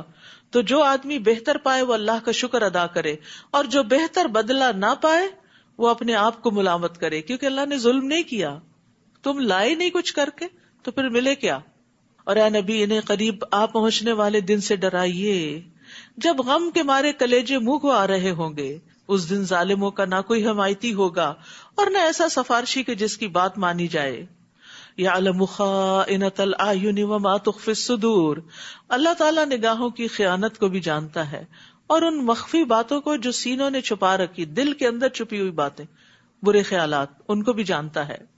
یہاں اللہ تعالیٰ کے علم کے بارے میں خبر دی جا رہی ہے کہ اس کا علم کتنا کامل ہے, چاہے کوئی چیز چھوٹی ہو یا بڑی ہو, باریک ہو, لطیف ہو یا موٹی ہو, سب کچھ اس کو پتا ہے. یہ اس لیے بتایا جا رہا تاکہ لوگ ڈریں اور اللہ سے حیا کریں, اللہ کا تقوی اختیار کریں, اللہ کو اپنے اوپر نگران سمجھیں اور چھپ کر بھی برے کام نہ کریں. اور ایک اور بھی کہ انسان کسی حرام چیز پہ نظر نہ ڈالے اور چھپ چھپ کے حرام چیز کو نہ دیکھے کہ کوئی دیکھ تو نہیں رہا. ابن عباس کہتے ہیں اس آیت کی تفسیر میں, اس سے مراد وہ شخص ہے جو لوگوں کے ساتھ بیٹھا ہوتا ہے تو وہاں سے کوئی عورت گزرتی ہے تو وہ لوگوں سے چوری چھپے اس عورت کو دیکھتا ہے. بعض اوقات مردوں کی عادت ہوتی ہے نا کہ عورتوں کو تاکنا, گھورنا, تاڑنا, تو وہ جب دیکھتے ہیں کہ اور ہمیں دیکھ رہے ہیں تو لوگوں سے شرم کھا کے اپنی نگاہ جھکا لیتے ہیں. اور ابن عباس کہتے ہیں کہ اس سے مراد وہ مرد ہے جو عورت کو دیکھتا ہے اور جب اس کے ساتھی اس کو دیکھتے ہیں تو اپنی نگاہ جھکا لیتا ہے. پھر جب وہ دیکھتا ہے کہ لوگ بے خبر ہو گئے تو پھر نگاہ اٹھا کے وہ بری چیز دیکھتا ہے, اور جب لوگ اس کو دیکھتے ہیں تو دوبارہ نگاہیں جھکا لیتا ہے. اللہ عز و جل اس کو جانتا ہے کہ یہ بندہ چاہتا ہے کہ کاش وہ اس عورت کا کچھ اور بھی دیکھ سکے, یعنی وہ جو وما تخفی الصدور ہے, کہ اس کے دل کی خرابی بھی جانتا ہے. تو آپ دیکھیے کہ وہ ٹیکسٹنگ, وہ ٹیکسٹ میسجز, وہ ٹیلی فون کالز, وہ چھپی دوستیاں, چھپ کے کی ہوئی ملاقاتیں جو حرام درجے میں آتی ہیں, وہ کہاں اللہ سے چھپی ہو سکتی ہیں؟ اللہ سے کچھ بھی چھپا ہوا نہیں ہے. تو اس لیے انسان کے تقویٰ کا یہ تقاضا ہے کہ ایسی ساری چیزوں کو صرف اللہ کے ڈر سے چھوڑ دے, اور یہ اللہ کا ڈر ہی چھڑا سکتا ہے, باقی کوئی چیز نہیں. واللہ یقضی بالحق, اور اللہ ہی انصاف کے ساتھ فیصلہ کرے گا, اور اللہ کے علاوہ جنہیں یہ لوگ پکارتے ہیں وہ تو کچھ بھی فیصلہ نہیں کر سکتے. بلا شبہ اللہ ہی سب کچھ سننے اور دیکھنے والا ہے. کیا ان لوگوں نے زمین میں چل پھر کر نہیں دیکھا کہ جو لوگ ان سے پہلے گزر چکے ہیں ان کا کیا انجام ہوا؟ وہ ان سے قوت میں بھی زیادہ تھے اور اپنی یادگاریں بھی ان سے زیادہ چھوڑ گئے تھے. پھر ان کے گناہوں کی وجہ سے اللہ نے انہیں پکڑ لیا. یعنی دنیا میں بڑے بڑے کارنامے کیے تھے, تاریخ میں ان کے نام لکھے گئے, لیکن یہ ناموری, یہ شہرت, یہ کارنامے اللہ کے عذاب سے نہ بچا سکے, اور انہیں اللہ کی گرفت سے بچانے والا کوئی نہ تھا. یہ اس لیے ہوا کہ ان کے پاس ان کے رسول واضح دلائل لے کر آئے تو انہوں نے انکار کر دیا, چنانچہ اللہ نے انہیں پکڑ لیا. اللہ یقیناً بڑی قوت والا اور سخت سزا دینے والا ہے. وَلَقَدْ أَرْسَلْنَا مُوسَىٰ بِآيَاتِنَا وَسُلْطَانٍ مُبِينٍ, نیز ہم نے موسیٰ کو اپنے معجزات اور واضح دلیل دے کر بھیجا تھا فرعون, حامان اور قارون کی طرف, مگر انہوں نے کہا یہ تو جادوگر ہے, بڑا جھوٹا, جھٹلا دیا. پھر جب وہ ہماری طرف سے دین حق ان کے پاس لایا تو کہنے لگے, جو لوگ ایمان لا کر موسیٰ کے ساتھ مل گئے ہیں ان کے بیٹوں کو قتل کر ڈالو اور ان کی عورتوں کو زندہ رہنے دو. مگر کافروں کی یہ چال ناکام ہی رہی. اور فرعون کہنے لگا, مجھے چھوڑ دو, میں خود موسیٰ کو قتل کیے دیتا ہوں, اور وہ اپنے رب کو پکار کے دیکھ لے. مجھے تو ڈر ہے یہ تمہارا دین بدل دے گا, یعنی تمہارا لائف سٹائل. دین سے مراد صرف عقیدہ نہیں ہے, لائف سٹائل بھی ہے, یا ملک میں فساد برپا کر دے گا. اور موسیٰ نے کہا, میں نے اپنے اور تمہارے رب کی ہر ایسے متکبر سے جو روز حساب پر ایمان نہیں رکھتا پناہ لے لی ہے. انی عذت بربی وربکم من کل متکبر لا یؤمن بیوم الحساب. وقال رجل مؤمن من آل فرعون. اس موقع پر آل فرعون میں سے ایک مومن آدمی جو اپنا ایمان چھپائے ہوئے تھا بول اٹھا. اب تک تو وہ چپ تھا، دل میں ایمان تھا، لیکن اب اس نے ڈکلیئر کر دیا. کہنے لگا کیا تم ایسے آدمی کو قتل کرتے ہو جو کہتا ہے کہ میرا رب اللہ ہے، حالانکہ وہ تمہارے رب کی طرف سے تمہارے پاس واضح دلائل لے کر آیا. وہ ایسے ہی کوئی جھوٹی بات نہیں کر رہا، اس کے پاس دلائل ہیں. اگر وہ جھوٹا ہے تو اس کے جھوٹ کا وبال اسی پر ہوگا، اور اگر وہ سچا ہے تو جس عذاب کا وہ تم سے وعدہ کرتا ہے اس کا کچھ نہ کچھ حصہ تمہیں پہنچ کر رہے گا. اللہ یقیناً ایسے شخص کو راہ راست پر نہیں لاتا جو حد سے بڑھنے والا اور کذاب ہو. اب یہاں سے اس رجل مؤمن کی سپیچ شروع ہوتی ہے جو اس نے فرعون کے دربار میں علل اعلان نڈر ہو کے سب کے سامنے اب کی. اے میری قوم، آج تمہاری ہی حکومت ہے اور ملک میں تم ہی غالب ہو، لیکن اگر اللہ کا عذاب آ جائے تو کون ہماری مدد کرے گا؟ فرعون کہنے لگا میں تو تمہیں وہی کچھ دکھاتا ہوں جو خود دیکھ رہا ہوں، اور میں تمہیں وہی راہ دکھاتا ہوں جو بھلائی کی راہ ہے. فرعون بھی اپنے آپ کو بھلائی پہ سمجھتا تھا، حق پہ سمجھتا تھا. اس سے اندازہ لگائیں کہ انسان کو اس کا نفس کتنا دھوکہ دیتا ہے کہ وہ اپنے غلط کاموں کو بھی صحیح سمجھے. اسی بنا پر پھر قیامت کے دن جب اپوزٹ ریزلٹ سامنے آئیں گے تو انسان حق کا بکا رہ جائے گا. اور جو شخص ایمان لایا تھا وہ کہنے لگا اے میری قوم، مجھے ڈر ہے کہ تم پر بھی ویسا ہی دن نہ آ جائے جیسا رسولوں کے مخالف جماعتوں پر آیا تھا، یعنی پچھلے رسولوں کی، جیسے قوم نوح، عاد، سمود اور ان کے بعد آنے والوں کی بری حالت ہوئی تھی. اور اللہ تو یہ نہیں چاہتا کہ اپنے بندوں پر ظلم کرے. اے میری قوم، میں تم پر آہو فغاں ایک دوسرے کو پکارنے کے دن کے آنے سے ڈرتا ہوں، جس دن تم پیٹ پھیر کر بھاگے پھرو گے مگر تمہیں اللہ سے کوئی بچانے والا نہ ہوگا، اور جسے اللہ گمراہ کرے اسے کوئی راہ پر لانے والا نہیں. اور اس سے پہلے یوسف تمہارے پاس واضح دلائل لے کر آئے تھے، مگر جو کچھ وہ لائے اس کے متعلق تم شک ہی میں پڑے رہے، یہاں تک کہ وہ فوت ہو گئے تو تم کہنے لگے کہ اس کے بعد اللہ ہرگز کوئی رسول نہ بھیجے گا. اسی طرح اللہ ایسے لوگوں کو گمراہ کر دیتا ہے جو حد سے بڑھنے والے اور شک کرنے والے ہوں. مرتاب الذین یجادلون فی آیات اللہ، جو اللہ کی آیات میں جھگڑا کرتے ہیں، بغیر سلطان اتاہم، بغیر اس کے کہ ان کے پاس کوئی دلیل آئی ہو. یہ چیز اللہ اور مومنوں کے نزدیک بڑی بیزاری کی بات ہے. اسی طرح اللہ ہر تکبر کرنے والے سرکش کے دل پہ مہر لگا دیتا ہے. اور فرعون کہنے لگا اے حامان، میرے لیے ایک بلند عمارت بناؤ تاکہ میں ان راستوں تک پہنچ سکوں جو آسمانوں کے راستے ہیں، پھر موسیٰ کے الہ کی طرف جھانک سکوں، اور میں اسے جھوٹا ہی خیال کرتا ہوں. اس زمانے میں راکٹس تو تھے نہیں، تو اس لیے بلند عمارت بنانے کا کہا. لیکن ایک عمارت زیادہ بھی کتنی اونچی ہو سکتی؟ وہ آسمانوں تک تو انسان کو نہیں لے جا سکتی، لیکن پھر بھی اس کو کتنا مان تھا اپنی تعمیرات پر، اور کتنا فخر تھا اپنے ان سب چیزوں پر، اور کتنی ڈٹائی تھی حق کے انکار پر. اس طرح فرعون کی بدعملی اس کے لیے خوشنما بنا دی گئی اور وہ راہ راست سے روک دیا گیا، اور فرعون کی چال بازی میں اس کی اپنی ہی تباہی تھی. اور جو شخص ایمان لایا تھا وہ کہنے لگا اے میری قوم، میری پیروی کرو تو میں تمہیں بھلائی کی راہ بتاؤں گا. اب اس نے فرعون کے مقابلے پر لوگوں کو حق بات کی تلقین کی. اے میری قوم، انما هذه الحیات الدنیا متاع، یہ دنیا کی زندگی تو بس چند روزہ ہے اور ہمیشہ کے قیام کا گھر آخرت ہی ہے.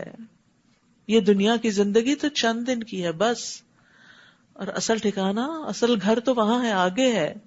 لیکن آپ دیکھیں کہ ہم ان دنیا کے گھروں میں اتنے مشغول اور اتنے محو ہو گئے ہیں، ان کو سجانے بنانے میں اتنے کمفرٹیبل ہو گئے ہیں کہ آخرت کے لیے کچھ کر نہیں پاتے. سوچتے رہتے کچھ کریں، لیکن یاد رکھیے اس کے لیے بھی اپنے آپ کو کہیں نہ کہیں باندھنا پڑتا ہے.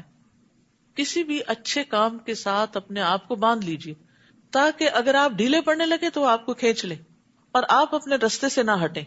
مثلاً آپ کسی قرآن کلاس سے بن جاتے ہیں، کسی کورس کے ساتھ بن جاتے ہیں، تو اس میں کیا ہوتا ہے، انسان تھکا ہو، ہارا ہو، کچھ ہو، پھر ہر حال میں اٹھتا ہی ہے، جاتا ہی ہے، کچھ نہ کچھ وہاں بیٹھ کے کرتا ہی ہے، کوئی نہ کوئی اچھی بات پلے لے کر آتا ہی ہے، اور پھر کچھ نہ کچھ نیکی کے رستے پہ سفر ہو ہی جاتا ہے. لیکن اگر انسان ان مجلسوں کو، ان علم کے ذخیروں کو چھوڑ دے تو پھر کیا ہوتا ہے، دنیا اپنے طرف اتنا کھینچتی ہے، وہ جذب کر لیتی ہے اپنے اندر، پھر انسان دور سے دور ہی ہوتا چلا جاتا ہے. تو اس لیے بڑا ضروری ہے کہ آخرت کی تیاری، آخرت کے گھر کو یاد رکھنے کے لیے انسان اللہ کی کتاب سے جڑا ہی رہے. جو شخص برائی کرے گا اسے اتنا ہی بدلہ دیا جائے گا، یعنی جتنی اس نے برائی کی ہوگی، ایک کے بدلے ایک. اور جو نیک عمل کرے گا، خواہ وہ مرد ہو یا عورت، بشرطے کہ وہ مومن ہو. یہ اصل کرائیٹیریا ہے، نو جینڈر ڈسکریمنیشن. تو ایسے لوگ جنت میں داخل ہوں گے اور وہاں انہیں بلا حساب رزق دیا جائے گا، یعنی صرف مردوں کو نہیں، عورتوں کو بھی دیا جائے گا. اے میری قوم، کیا بات ہے کہ میں تو تمہیں نجات کی طرف بلاتا ہوں اور تم مجھے آگ کی طرف بلاتے ہو، یعنی فرعون کے رستے کی طرف بلاتے ہو. تم مجھے یہ دعوت دیتے ہو کہ میں اللہ سے کفر کروں اور ایسی چیزوں کو اس کا شریک بناؤں جن کے متعلق مجھے کچھ علم نہیں، حالانکہ میں تمہیں اس کی طرف بلاتا ہوں جو سب پر غالب ہے اور بخشنے والا ہے. اس بات میں کوئی شک نہیں کہ جس کی طرف تم مجھے دعوت دیتے ہو اسے پکارنے کا نہ دنیا میں کوئی فائدہ ہے اور نہ آخرت میں، اور یہ کہ ہماری واپسی اللہ کی طرف ہے اور بلا شبہ حد سے بڑھنے والے ہی آگ کے ساتھی ہیں. کتنی زبردست نصیحت ہے. جو کچھ میں تم سے کہہ رہا ہوں ان قریب تم اسے یاد کرو گے، میری نصیحتیں تمہیں یاد آئیں گی، اور میں اپنا معاملہ اللہ کے سپرد کرتا ہوں. بلا شبہ اللہ اپنے بندوں کو دیکھ رہا ہے. تو ہمیں بھی ہمیشہ اپنے معاملات اللہ کے سپرد کر دینے چاہیے. اور رات کو جب آپ سوتے ہیں تو شعوری طور پر یہ دعا مانگا کریں، اللہم لک اسلمت وبک آمنت وعلیک توکلت والیک انبت وبک خاصمت. آخر تک دعا ہے. پھر اسی طرح وہ دعا بھی جس میں آتا ہے کہ وفوضت امری الیک والجأت ظہری الیک، ٹوٹل ریلائنس تجھ پر ہے. ظاہر کہتے ہیں نا بیک کو میں نے تیری طرف لگا دیا، یعنی میں نے پوری ٹیک ادھر ہی لگا دی، پورا کا پورا بھروسہ تجھ پر ہی ہے اور اسی میں میں کمفرٹیبل ہوں. یعنی جب انسان کسی چیز کے ساتھ ٹیک لگا دیتا ہے نا تو پھر کیا ہوتا ہے، ریلیکس ہو جاتا ہے. تو اسی طرح انسان جب اپنے معاملات اللہ کے سپرد کر دیتا ہے تو ریلیکس ہو جاتا ہے. اب وہ کرے گا، میں نے جو کرنا تھا کر لیا، باقی اس کے ذمہ. فوقاہ اللہ سیئات ما مکروا، ان لوگوں نے جو چالیں اس مرد مومن کے خلاف چلی تھیں اللہ نے ان سے اسے بچا لیا. اتنی بڑی بات ہے، اتنے بڑے جابر بادشاہ کے دربار میں اتنی بڑی تبلیغ کرنا اور بچ جانا. اور آل فرعون خود ہی برے عذاب میں گھر گئے. برے عذاب میں، برا عذاب کون سا تھا؟ سمندر میں ڈوب کے مرے تھے. ڈوب کے مرنا جو ہے یہ بڑا تکلیف دہ مرنا ہے، کیونکہ ڈوبنے والے کی سانس جب بند ہو جاتی ہے تو دوبارہ سانس نہیں آتی. سانس آئے تو ساتھ پانی اندر چلا جاتا ہے. کبھی وہ پھر پانی پہ تیرتا ہے، کبھی ہوتا کھاتا ہے، کبھی موجوں کو دیکھتا ہے تو خوف زدہ ہوتا ہے، اور پھر اس کو اپنی ہلاکت کا پکا یقین ہوتا ہے کہ میں بچ نہیں سکتا. پھر زندہ ہو یا مردہ مچھلیاں کھا لیتی ہیں، سمندر کے جانور اس کو کھا لیتے ہیں. تو یعنی یہ بہت ہی اذیت والی موت ہے. تو دعا بھی کرنی چاہیے کہ اللہ تعالیٰ ہمیں ایسی موت سے بچائے. اللہم انی اعوذ بک من التردی والہدم والغرق والحریق واعوذ بک ان یتخبطنی الشیطان عند الموت. اے اللہ میں تیری پناہ چاہتا ہوں گر کر مرنے سے، ڈوب کر مرنے سے، جل کے مرنے سے، اور میں تیری پناہ چاہتا ہوں اس سے کہ شیطان مجھے موت کے وقت بدحواس کر دے اور مجھے کچھ سمجھ نہ آئے کہ کلمہ پڑھنا ہے کہ کیا کرنا ہے. یہ شیطان آخری وقت میں بھی نہیں چھوڑتا. تو وہ مرد مومن بچا لیا گیا اور آل فرعون کو ڈبو دیا گیا، غرق کر دیا گیا. النار یعرضون علیہا غدوا وعشیا ویوم تقوم الساعۃ ادخلوا آل فرعون اشد العذاب. وہ صبح و شام آگ پر پیش کیے جاتے ہیں. یہ کون سی جگہ ہے جہاں آگ ہوتی ہے؟ یہ برزخ ہے. نبی صلی اللہ علیہ وسلم جب معراج پہ تشریف لے گئے تھے تو آپ کو آل فرعون آگ پہ جاتی ہوئی دکھائی گئی تھی کہ برزخ میں صبح شام انہیں آگ پہ پیش کیا جاتا ہے. اس سے قبر کے عذاب کا ثبوت بھی ملتا ہے. بہت سے لوگ کہتے ہیں قرآن میں کہاں لکھا ہے قبر کا عذاب؟ تو یہ آپ دیکھیے آگ پر پیش کیے جاتے ہیں اور قیامت ہوگی تو کہا جائے گا کہ آل فرعون کو شدید عذاب میں داخل کر دو. تو یہ قیامت سے پہلے کا عذاب ہے. وہ صبح شام آگ پہ پیش کیے جاتے ہیں اور جس دن قیامت قائم ہوگی تو حکم ہوگا آل فرعون کو سخت ترین عذاب میں داخل کر دو. تو قبر کی زندگی برحق ہے. وہ دنیا جیسی زندگی نہیں، وہ ایک الگ زندگی ہے، وہ برزخ کی زندگی ہے. اور اس میں بھی انسان کو صبح و شام اس کا جنت یا جہنم میں ٹھکانہ دکھایا جاتا ہے. جیسے آل فرعون صبح شام پیش کی جاتی ہے نا. تو قبر کے اندر مردے کو اگر جنتی ہو تو جنت کا ٹھکانہ اور جہنمی ہو تو جہنم دکھائی جاتی ہے، اور کہا جاتا ہے یہ تیرا ٹھکانہ ہے یہاں تک کہ قیامت کے دن اللہ تجھے اٹھائے گا. تو قبر کے عذاب سے بھی ڈرنا چاہیے کیونکہ وہ پہلا مرحلہ ہے.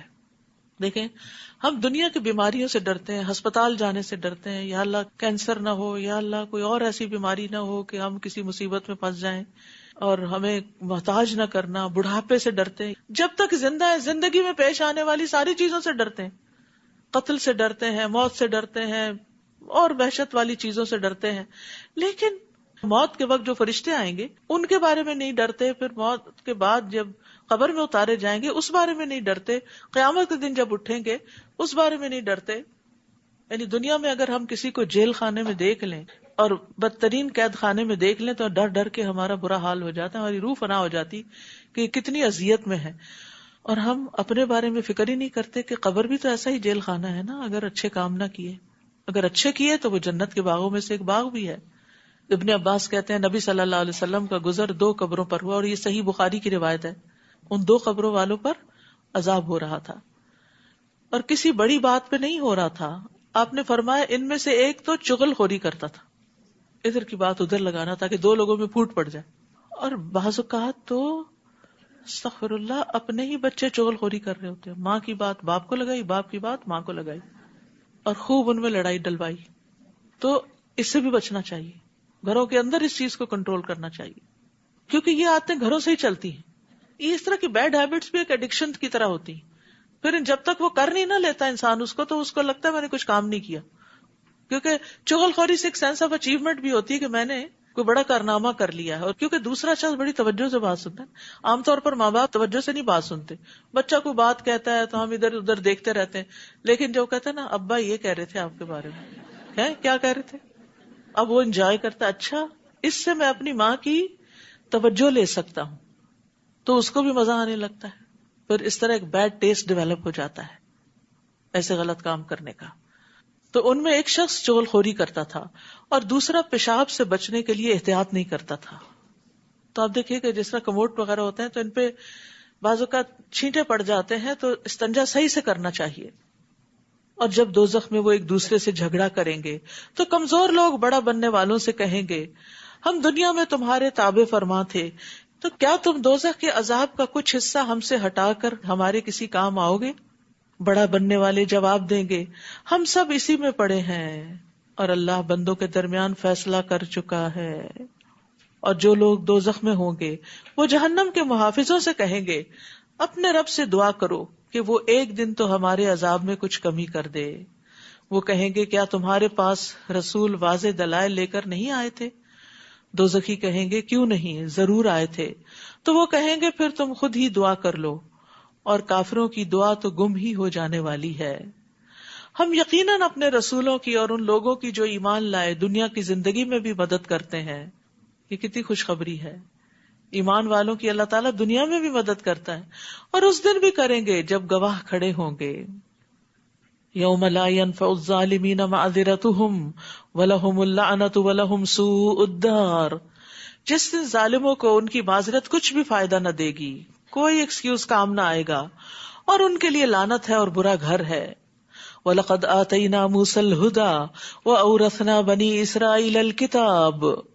ہم نے موسیٰ کو ہدایت عطا کی اور بنی اسرائیل کو تورات کا وارث بنا دیا، کتاب کا وارث بنا دیا. وہ اس کو سنبھالیں، اس کو پڑھیں، اس کو سمجھیں، اس کی تعلیم کو عام کریں، اس کے مطابق اپنے قوانین بنائیں. ہدم و ذکریٰ لأولی الالباب، جو اہل عقل کے لیے ہدایت اور نصیحت تھی. فاصبر ان وعد اللہ حق، بس آپ صبر کیجئے، بے شک اللہ کا وعدہ سچا ہے. اور اپنے گناہ کی معافی مانگیے اور صبح و شام اپنے رب کی حمد کے ساتھ اس کی تسبیح کیجئے. کئی دفعہ آ چکی ہے نا یہ بات، صبح و شام تسبیح کرنا. امید ہے آپ اس کا بطور خاص اہتمام کرتے ہوں گے کہ جتنا بھی مصروفیت کا وقت ہو مغرب سے پہلے پہلے اور دعاؤں کے ساتھ 100 دفعہ سبحان اللہ و بحمدہ کا معمول لازمی طور پہ بنانا ہے. اور اسی طرح صبح بھی سورج نکلنے سے پہلے. اگر کسی وجہ سے مس ہو گئی تو پھر بعد میں بھی ہو سکتی، چھوڑے نہ. جو لوگ بغیر کسی دلیل کے جو ان کے پاس آئی ہو اللہ کی آیات میں جھگڑا کرتے ہیں ان کے دلوں میں تکبر بھرا ہوتا ہے، مگر وہ اس بڑائی کو پا نہیں سکتے جس کی وہ آرزو رکھتے ہیں، لہٰذا آپ اللہ کی پناہ مانگیے، بلا شبہ وہ سب کچھ سننے والا دیکھنے والا ہے۔ لخلق السماوات والارض اکبر من خلق الناس ولکن اکثر الناس لا یعلمون، آسمانوں اور زمین کا پیدا کرنا انسانوں کے پیدا کرنے سے زیادہ بڑا کام ہے، لیکن اکثر لوگ نہیں جانتے کہ اللہ تعالیٰ نے اتنا بڑا کام کیا تو وہ ہمیں دوبارہ کیوں نہیں پیدا کر سکے گا۔ وما يستوي الاعمى والبصير والذین آمنوا وعملوا الصالحات ولا المسيء قلیلا ما تتذکرون، نابینا اور بینا یعنی دیکھنے والا یکساں نہیں ہوتے، بہت بڑا فرق ہوتا ہے، ایک کے پاس روشنی ہوتی ہے اور دوسرا اندھیرے میں ہوتا ہے، دن کی روشنی میں بھی وہ اندھیرے میں ہی ہوتا ہے، اور جو لوگ ایمان لائیں اور اچھے عمل کریں وہ اور بد کردار یکساں نہیں ہوتے، مگر تم لوگ کم ہی سوچتے ہو۔ بلا شبہ قیامت آنے والی ہے جس میں کوئی شک نہیں، لیکن اکثر لوگ ایمان نہیں لاتے۔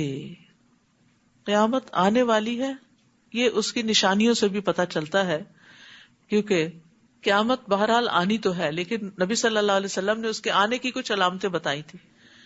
آپ نے فرمایا بے شک قیامت کی علامات میں سے کہ انسان صرف اپنے جان پہچان کے آدمی کو سلام کرے گا، سب کو نہیں کرے گا۔ ایسا ہوتا ہے نا، مجلس میں جاتے ہیں، کسی شادی پارٹی میں جاتے ہیں تو بعض اوقات نام لے کے سلام کر رہے ہوتے ہیں، بعض اوقات تو بس اسی خاص بندے سے جا کے ہاتھ ملاتے ہیں، گلے ملتے ہیں، اور باقی جو ٹیبل پہ بیٹھے ہیں ان کو پوچھتے بھی نہیں۔ تو یہ نہیں ہونا چاہیے، انسان سب کے ساتھ سلام دعا رکھے۔ اسی طرح آپ نے فرمایا قیامت اس وقت تک قائم نہیں ہوگی جب تک ہر طرف بے حیائی اور فحش گوئی عام نہ ہو جائے، قطع رحمی اور برا پڑوس عام نہ ہو جائے، جب تک خائن کو امین اور امین کو خائن نہ سمجھا جانے لگے۔ پھر اسی طرح آپ نے فرمایا قیامت اس وقت تک قائم نہ ہوگی جب تک فتنے ظاہر نہ ہوں گے، جھوٹ عام ہو جائے گا، منڈیاں قریب ہو جائیں گی، یعنی کاروباری مواقع زیادہ ہو جائیں گے، وقت جلدی گزرے گا، حرج زیادہ ہوگا۔ پوچھا گیا حرج کیا ہے؟ فرمایا قتل۔ پھر اسی طرح حقیر لوگوں کا منظر عام پر آنا، اور بے شمار نشانیاں ہیں، کچھ چھوٹی نشانیاں ہیں، کچھ بڑی نشانیاں ہیں، اس پر کتابیں بھی موجود ہیں، اور ان کو پڑھ کے انسان کو اپنے اندر سے بری باتیں نکال دینی چاہیے اور اچھی ڈال لینی چاہیے۔ وقال ربكم ادعوني استجب لكم ان الذين يستكبرون عن عبادتي سيدخلون جهنم داخرين۔ آپ کے رب نے فرمایا ہے مجھے پکارو میں تمہاری دعا قبول کروں گا، جو لوگ میری عبادت سے تکبر کرتے ہیں ان قریب ذلیل و خوار ہو کر جہنم میں داخل ہوں گے۔ یاد رکھیے دعا عبادت ہے، اللہ سے نہ مانگنے والے سے اللہ ناراض ہوتا ہے، دعا لازم ہے۔ نبی صلی اللہ علیہ وسلم نے فرمایا بے شک دعا فائدہ دیتی ہے، اس کے بارے میں بھی جو کچھ نازل ہو چکا، یعنی جو مصیبت آ چکی، اور اس کے بارے میں بھی جو نہیں اترا، بس اللہ کے بندو تم پر دعا کرنا لازم ہے۔ اور دعا تین طرح قبول ہوتی، یا تو ویسے ہی فوراً جو وہ چاہتا ہے، یا آخرت کے لیے ذخیرہ کر دی جاتی ہے، یا پھر اس سے اس جیسی کوئی تکلیف دور کر دی جاتی، یعنی جس درجے کی دعا ہوتی ہے۔ صحابہ نے عرض کیا اس طرح تو پھر ہم بہت زیادہ دعائیں کریں گے۔ آپ نے فرمایا اللہ اس سے بھی زیادہ کثرت والا ہے، یعنی وہ زیادہ دے سکتا ہے۔ لیکن یہ دیکھیں نا کہ جب انسان بندوں سے مانگتا ہے تو بندے تنگ ہو جاتے ہیں، اور آپ نے دیکھا ہوگا کہ اگر کسی بندے کے بارے میں یہ پتا ہو کہ جب فون کرتا ہے کچھ مانگنے کے لیے کرتا ہے تو آپ اس کا نام دیکھتے ہی گھبرا جاتے ہیں کہ اب پھر پتہ نہیں کیا مانگے گا۔ اللہ ایسا نہیں ہے، اللہ تعالیٰ خوش ہوتا ہے، جتنی دفعہ کوئی مانگے اور خوش ہوتا ہے۔ اللہ وہ ذات ہے جس نے تمہارے لیے رات بنائی تاکہ تم اس میں آرام کر سکو اور دن کو روشن بنا دیا۔ اللہ تو یقیناً لوگوں پر بڑا صاحب فضل ہے، لیکن اکثر لوگ شکر ادا نہیں کرتے، لوگوں کی اکثریت ناشکری ہے۔ یہ ہے تمہارا رب ہر چیز کو پیدا کرنے والا، اس کے سوا کوئی الہ نہیں، پھر تم کہاں سے بہکائے جاتے ہو۔ اسی طرح وہ لوگ بہکائے جاتے رہے ہیں جو اللہ کی آیات کا انکار کرتے تھے۔ اللہ ہی ہے جس نے تمہارے لیے زمین کو جائے قرار اور آسمان کو چھت بنایا، اور تمہاری صورتیں بنائی تو نہایت عمدہ صورتیں بنائی، اور تمہیں پاکیزہ چیزوں کا رزق دیا۔ ان صفات کا مالک ہے تمہارا رب جو بڑا برکت والا اور تمام جہانوں کا رب ہے۔ وہی زندہ ہے جسے موت نہیں، اس کے سوا کوئی الہ نہیں، لہذا تم خالص اسی کی حاکمیت تسلیم کرتے ہوئے اسے پکارا کرو۔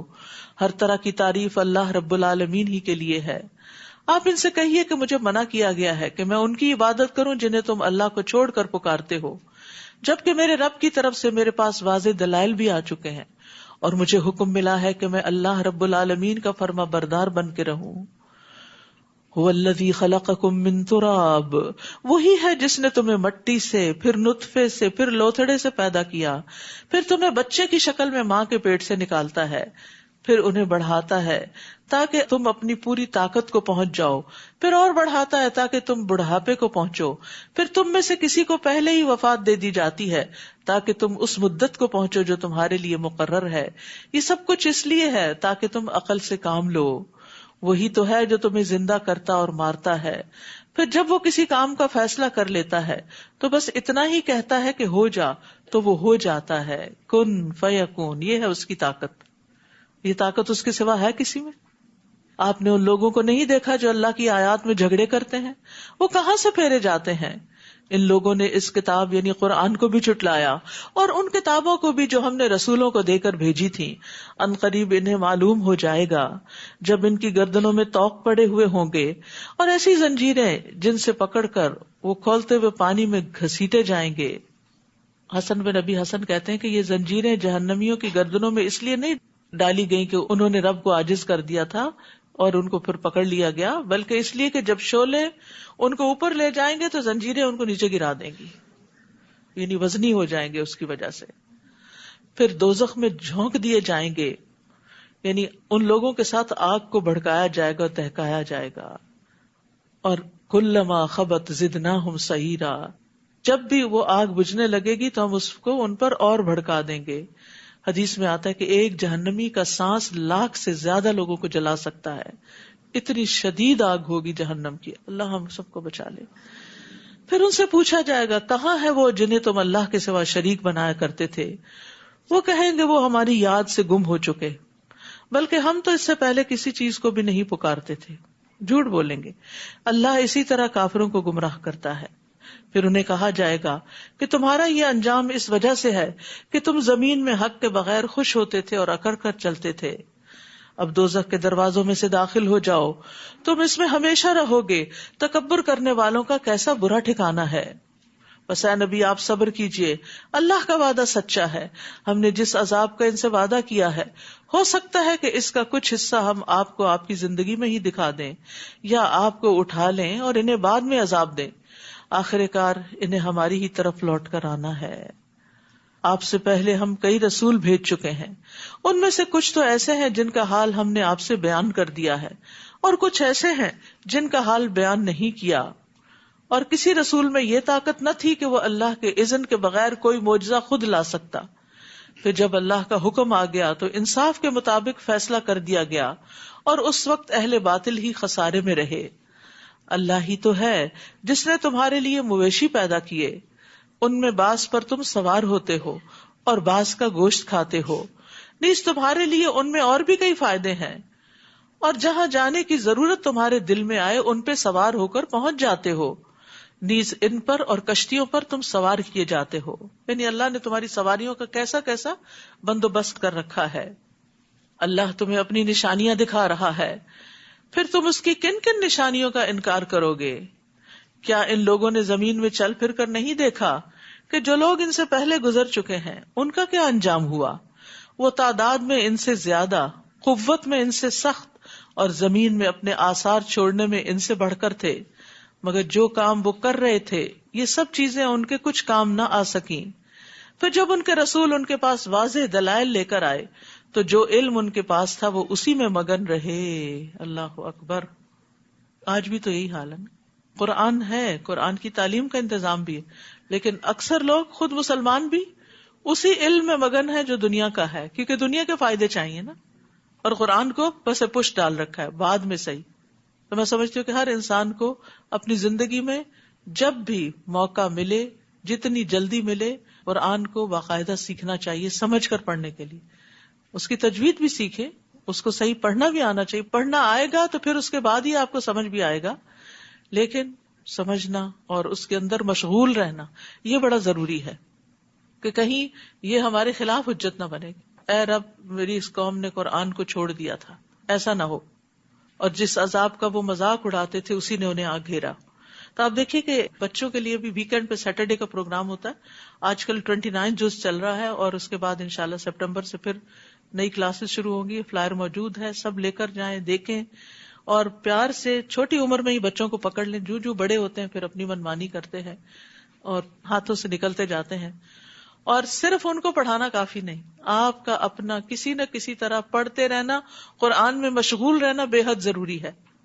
اس کی وجہ یہ ہے کہ بچے بہت کچھ آپ سے سیکھتے ہیں. کل میرے بچے نے مجھے کہا, مجھے بڑی حیرت تھی, کہنے لگا آپ میرے لیے کتاب کی طرح ہیں کہ جس سے روز میں کچھ پڑھتا ہوں. یعنی آپ روز مجھے کچھ نہ کچھ سکھاتی ہیں, اور وہ سکھانا کوئی فارمل نہیں ہوتا کہ ہم یعنی باقاعدہ کچھ ٹیچ ہی کریں, وہ بھی کرنا چاہیے, لیکن بچہ ایک بات کرتا ہے تو آپ اس بات کے جواب میں جو بات کہتے ہیں وہ کیا ہوتا ہے, یا اس کی اصلاح ہوتی ہے, یا اس کے علم میں اضافہ ہوتا ہے, یا وہ کوئی نئی بات آپ سے سیکھتا ہے. تو یہ ہر ماں کا فرض ہے کہ وہ اپنے بچوں کو صرف کھانا پرووائڈ نہ کرے کہ ان کو اسپون فیڈنگ کرتی رہے, وہ ان کو علم کی روحانی غذا بھی دے اور آسان طریقے سے دے. اور یہ جبھی آپ دے سکتے ہیں کہ جب آپ خود بھی پڑھے لکھے.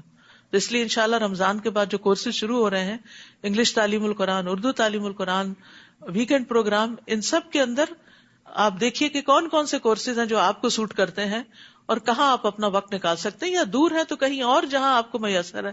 یا پھر یہ کہ الہدا نے ایک ایپ بنائی ہے, ابھی اینڈرائیڈ پر دستیاب ہے, جلد ہی آئی فون پر بھی ہوگی, ای لرننگ ایپ ہے, ویب سائٹ بھی اس کی موجود ہے. اس میں جا کے آپ خود اپنے آپ کو رجسٹر کر سکتے ہیں, آپ کو لیسن ملیں گے, پھر آپ ایگزام دے سکیں گے, پھر آپ کو ریزلٹ ملے گا, پھر اینڈ پہ سرٹیفکیٹ بھی ملے گا. تو جو لوگ یہاں تک نہیں پہنچ سکتے کسی مجبوری کی وجہ سے, وہ ایسی ایپس سے فائدہ اٹھائیں, کیونکہ ہم فون کے ساتھ تو کمیٹڈ ہیں ہی, تو کیوں نہ اس سے ہر روز کوئی علم حاصل کریں. اول تو ہمیں نیک صالح صحبت چاہیے, دوست چاہیے, لوگ چاہیے. خالی علم کافی نہیں ہوتا, انسان چاہیے ہوتے ہیں کہ جب ہم پھسلنے لگے, بگڑنے لگے تو پکڑ کے لے آئیں. اور یہ دوستوں پر ایمان ہوتا ہے, انہی کے ہاتھوں ہم قابو آتے ہیں, ورنہ گھر والوں کی تم کم ہی سنتے ہیں.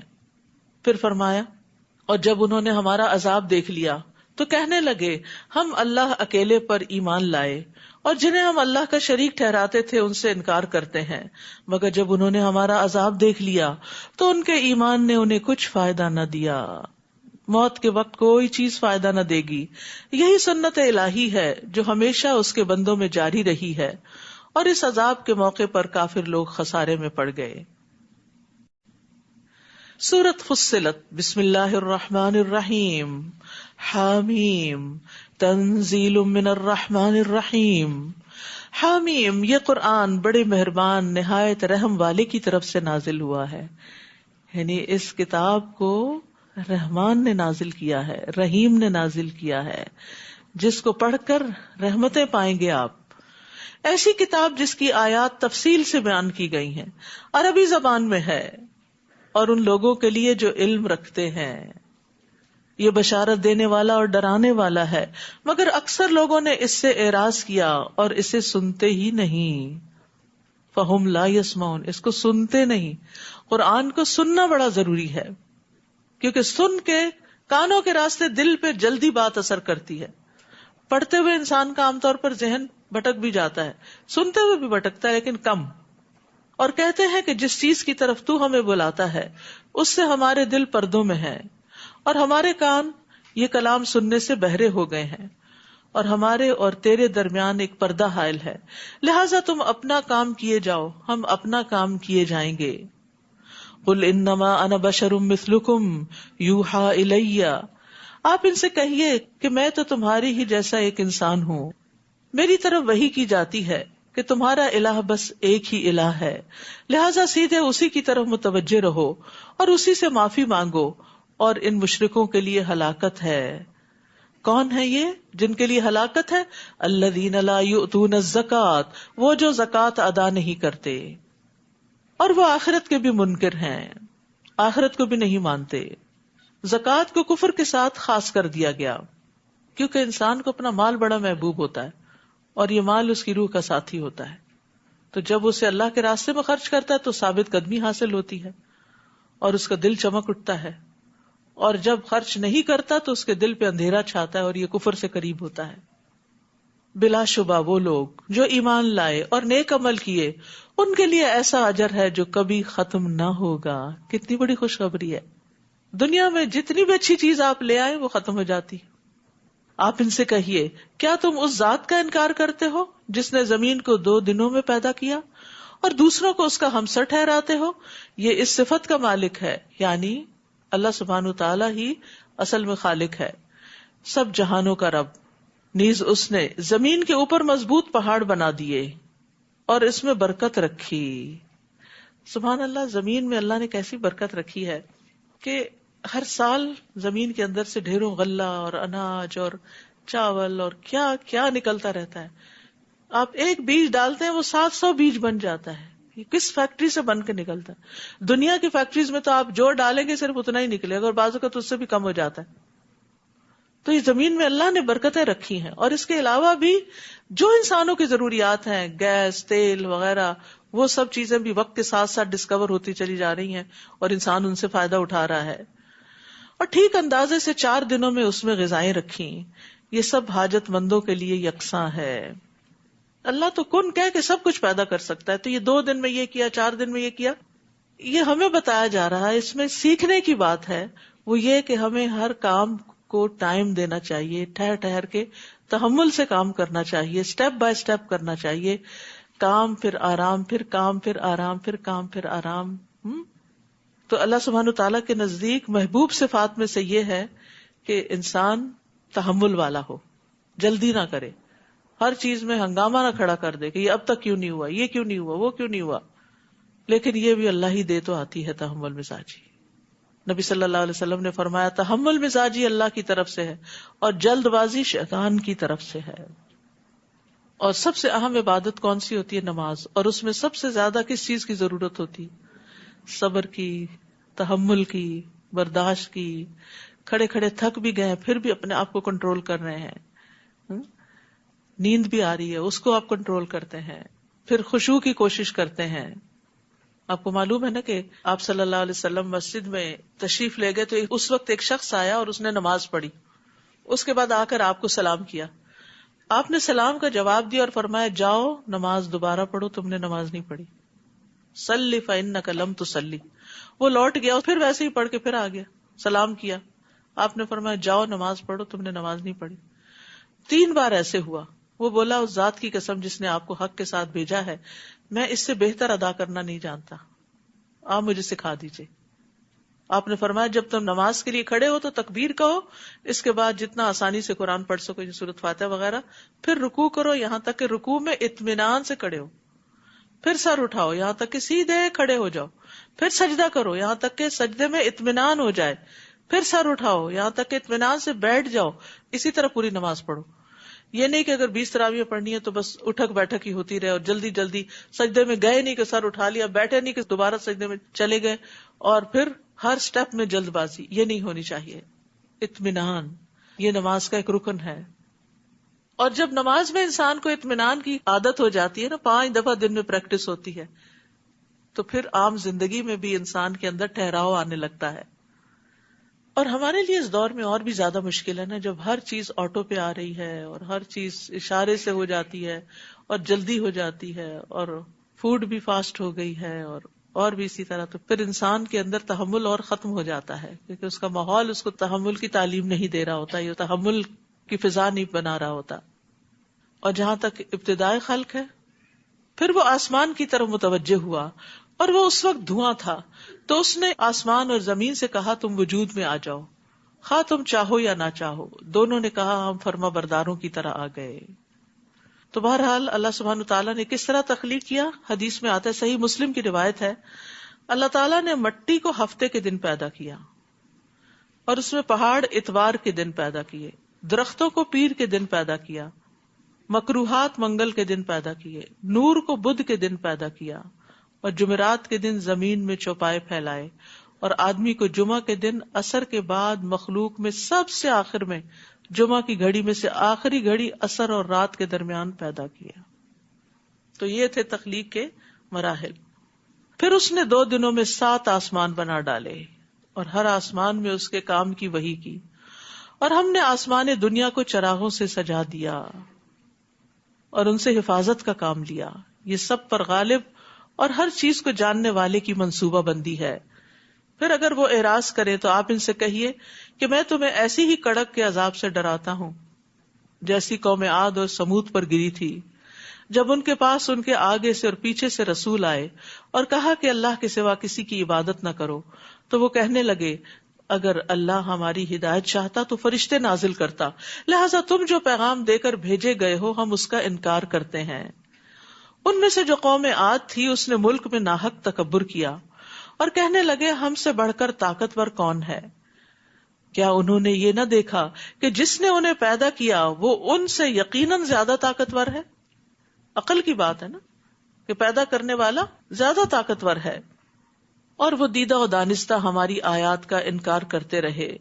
پھر ہم نے ان پر چند منحوس دنوں میں سخت تند ہوا بھیجی تاکہ ہم انہیں دنیا میں ہی رسوائی کا عذاب چکھائیں، اور جو آخرت کا عذاب ہے تو وہ اور زیادہ رسوا کرنے والا ہے، اور انہیں کہیں سے بھی مدد نہ ملے گی. رہے سمود تو ہم نے انہیں سیدھی راہ دکھائی مگر انہوں نے راہ دیکھنے کے مقابلے میں اندھا رہنا ہی پسند کیا. آخر کار انہیں کڑک کی صورت میں ذلت کے عذاب نے آ پکڑا جو ان کی کمائی کا بدلہ تھا، اور ہم نے ان لوگوں کو اس عذاب سے بچا لیا جو ایمان لائے اور نافرمانی سے بچتے تھے. یہ یاد رکھیے کہ جب قوموں پر عذاب آیا تو ان میں سے پیغمبروں کو اور ایمان والوں کو باہر نکال لیا گیا، اور جس دن اللہ کے دشمن دوزخ کی طرف ہانک کر لائے جائیں گے تو انہیں گروہ در گروہ بننے کے لیے روک لیا جائے گا. یعنی جہنم کی طرف آتے ہوئے پھر ان کی گروہ بندی کی جائے گی، جیسے پیچھے بھی آپ نے پڑھا ہے. یہاں تک کہ جب دوزخ کے قریب آ پہنچیں گے تو ان کے کان، ان کی آنکھیں اور ان کی کھالیں ان کے خلاف گواہی دیں گے جو عمل وہ کیا کرتے تھے. اللہ اکبر. آپ دیکھیے کہ انسان ساری زندگی اس بدن کی حفاظت کرتا ہے، اسے کھلاتا پلاتا اور اس کی ضروریات پوری کرتا ہے. قیامت کے دن یہی بدن بے وفا ہو جائے گا اور یہ انسان کے خلاف گواہی دے گا کہ اس نے کیا کیا برے کام کیے. کھالیں بھی گواہی دیں گی، اسکن بھی. وَقَالُوا لِجُلُودِهِمْ، اور وہ اپنی کھالوں سے کہیں گے لِمَ شَهِدتُمْ عَلَيْنَا، تم نے ہمارے خلاف کیوں گواہی دی، تم کیوں ہمارے خلاف ہو گئی ہو.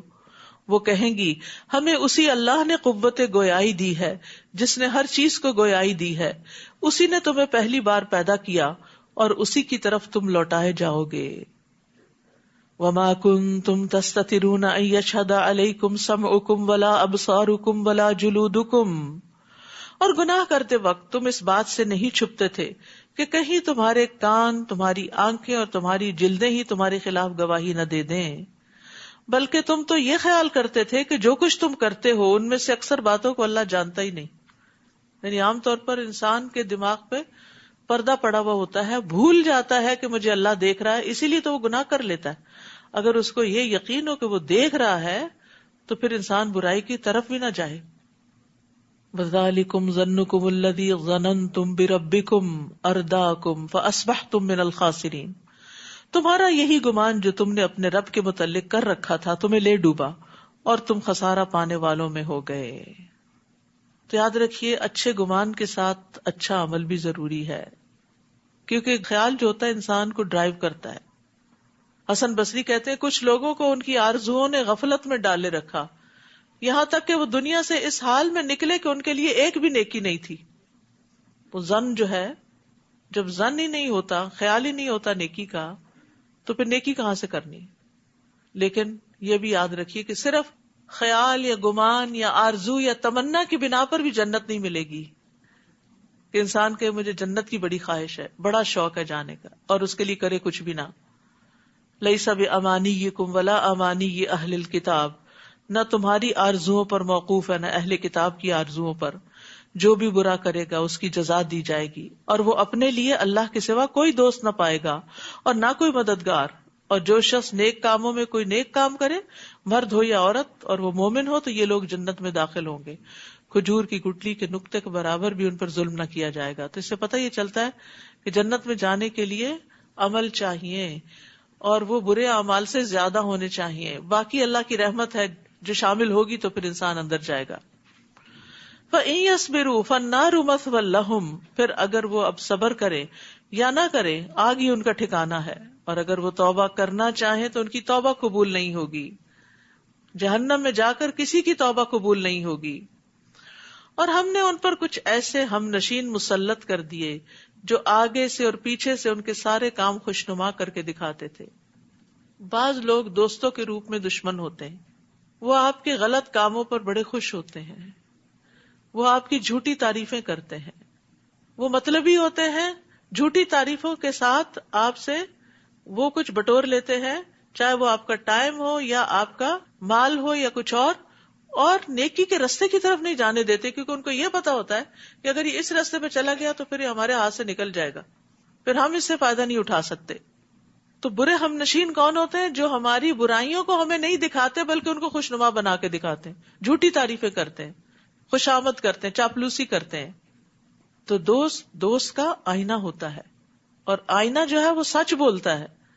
ہمیں اپنے دوستوں کے ساتھ سچ بولنا چاہیے، ان کے غلط کاموں کو درست نہیں کہنا چاہیے، غلط کو غلط ہی کہنا چاہیے تاکہ وہ اس سے نکل آئیں، تاکہ وہ بچ سکیں کہ جو آگ میں جائیں گے ان کی شامت کیوں آئی؟ کیونکہ ان پر کچھ ایسے ہم نشین مسلط تھے، دوست مسلط تھے جو آگے پیچھے سے ان کے سارے کام خوشنما کر کے دکھاتے تھے۔ چنانچہ ان پر بھی وہی حکم الہی ثابت ہو گیا جو ان سے پہلے گزرے ہوئے جنوں اور انسانوں پہ ثابت ہو چکا تھا، یعنی کہ وہی لوگ خسارہ پانے والے ہیں۔ اور یہ ساتھ ہی انسانوں میں سے بھی ہو سکتے ہیں اور جنوں میں سے بھی، ٹھیک ہے، کیونکہ ہر انسان کے ساتھ ایک جن ہوتا ہے، جن شیطان، جو اس کو بھٹکاتا ہے، اس کے لیے برائی کو خوبصورت بنا کے دکھاتا ہے۔ وقال الذين كفروا لا تسمعوا لهذا القرآن والغوا فيه لعلكم تغلبون، اور کافر ایک دوسرے سے کہتے ہیں اس قرآن کو نہ سنو، اور جب پڑھا جائے تو خوب شور مچاؤ، کیونکہ اگر لوگوں نے سن لیا تو پھر تو ان کے دل بدل جائیں گے، اس طرح شاید تم غالب رہو۔ یعنی اگر غالب رہنا چاہتے ہو تو لوگوں سے قرآن کو دور کر دو، پھر قرآن کی بات نہیں تمہاری بات مانیں گے۔ اور یہاں کفار کا یہ طریقہ تھا کہ وہ قرآن سنتے وقت شور مچاتے تھے۔ مسلمانوں کو یہ نہیں کرنا چاہیے کہ جہاں قرآن پڑھایا جا رہا ہو وہاں اپنی باتیں شروع کر دیں اور شور ہنگامہ کریں۔ تو یہ جو کفار کے بارے میں بات کی گئی، اس کے بارے میں ابن عباس کہتے ہیں کہ وہ کہتے تھے کہ اس میں شور شرابہ کرو، اور بعض کو نصیحت کرتے کہ جب تم محمد کو قرآن پڑھتے ہوئے دیکھو تو ترانوں، شعروں اور لغو باتوں کے ساتھ اس کا مقابلہ کرو، تم اپنی مجلس سجا کے بیٹھ جاؤ، تالیاں پیٹو، سیٹیاں بجاؤ اور شور شرابہ کرو تاکہ لوگ اس تماشے کی طرف آ جائیں اور قرآن سننے نہ جائیں۔ ضحاک کہتے ہیں وہ کہتے تھے کہ تم اتنی باتیں کرو تاکہ جو وہ پڑھ رہے ہیں ان پہ خلط ملط ہو جائے، ان کو سمجھ کچھ نہ آئے۔ لیکن قرآن ہمیں کیا ادب سکھاتا ہے قرآن سننے کا، وَإِذَا قُرِئَ الْقُرْآنُ فَاسْتَمِعُوا لَهُ وَأَنصِتُوا لَعَلَّكُمْ تُرْحَمُونَ، اور جب قرآن پڑھا جائے تو اسے کان لگا کر سنو اور چپ رہو تاکہ تم پر رحم کیا جائے۔ تو قرآن سنتے وقت غفلت اور گفتگو کی ممانعت ہے۔ ابن عثیمین کہتے ہیں کہ جب کسی انسان کے پاس قرآن پڑھا جا رہا ہو تو اس کے لیے جائز نہیں کہ وہ غافل اور بے خبر ہو یا کسی اور سے باتیں کر رہا ہو، اسے چاہیے توجہ سے سنے، چپ ہو کے سنے۔ اور جب قرآن کی تلاوت چل رہی ہو تو اس وقت باتیں کرنا جو ہے وہ قرآن کی تحقیر ہے۔ اگر آپ کو ضروری بات کرنی ہے تو اس کو بند کر دیں۔ گھر کے کام کاج کے دوران تلاوت لگائی جا سکتی ہے، لیکن یہ نہیں کہ بیچ میں فون بھی ہو رہے ہیں اور بیچ میں بچوں سے باتیں ہو رہی ہیں۔ جس وقت سب گھر سے چلے جاتے ہیں یا نسبتاً خاموشی ہوتی ہے اس وقت قرآن لگانا چاہیے۔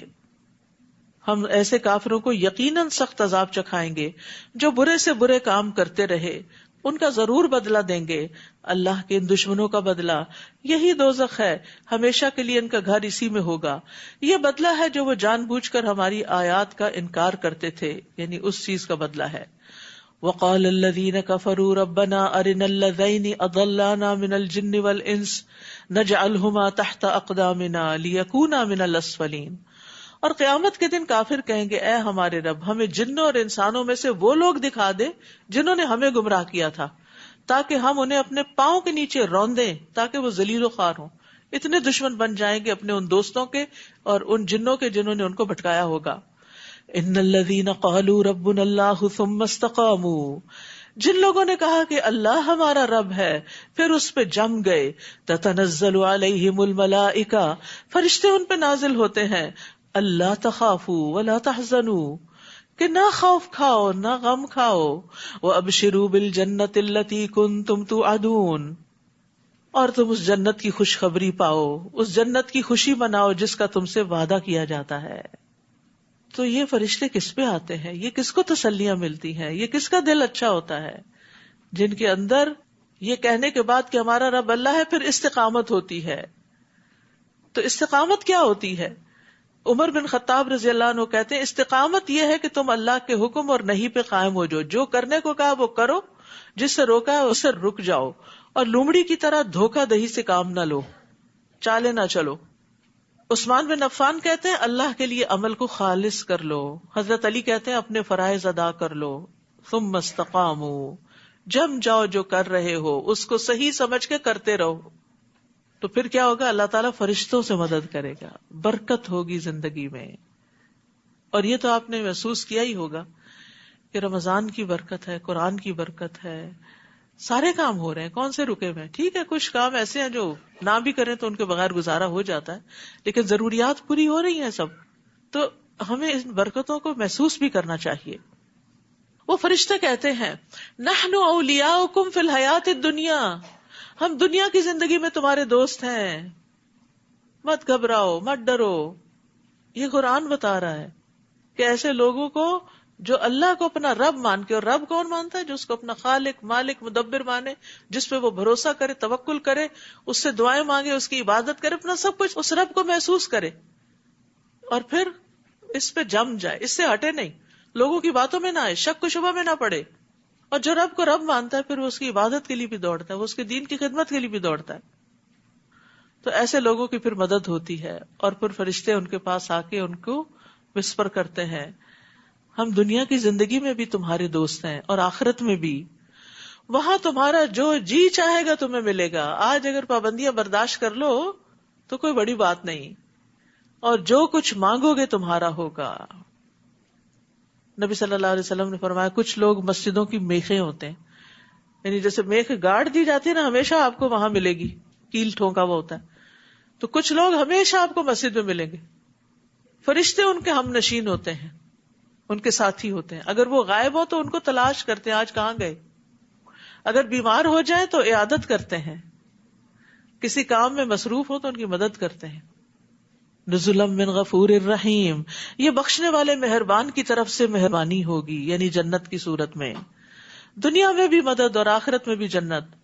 ومن احسن قولا ممن دعا الی اللہ وعمل صالحا، اور اس شخص سے اچھی بات اور کس کی ہو سکتی ہے جس نے اللہ کی طرف بلایا اور نیک عمل کیے.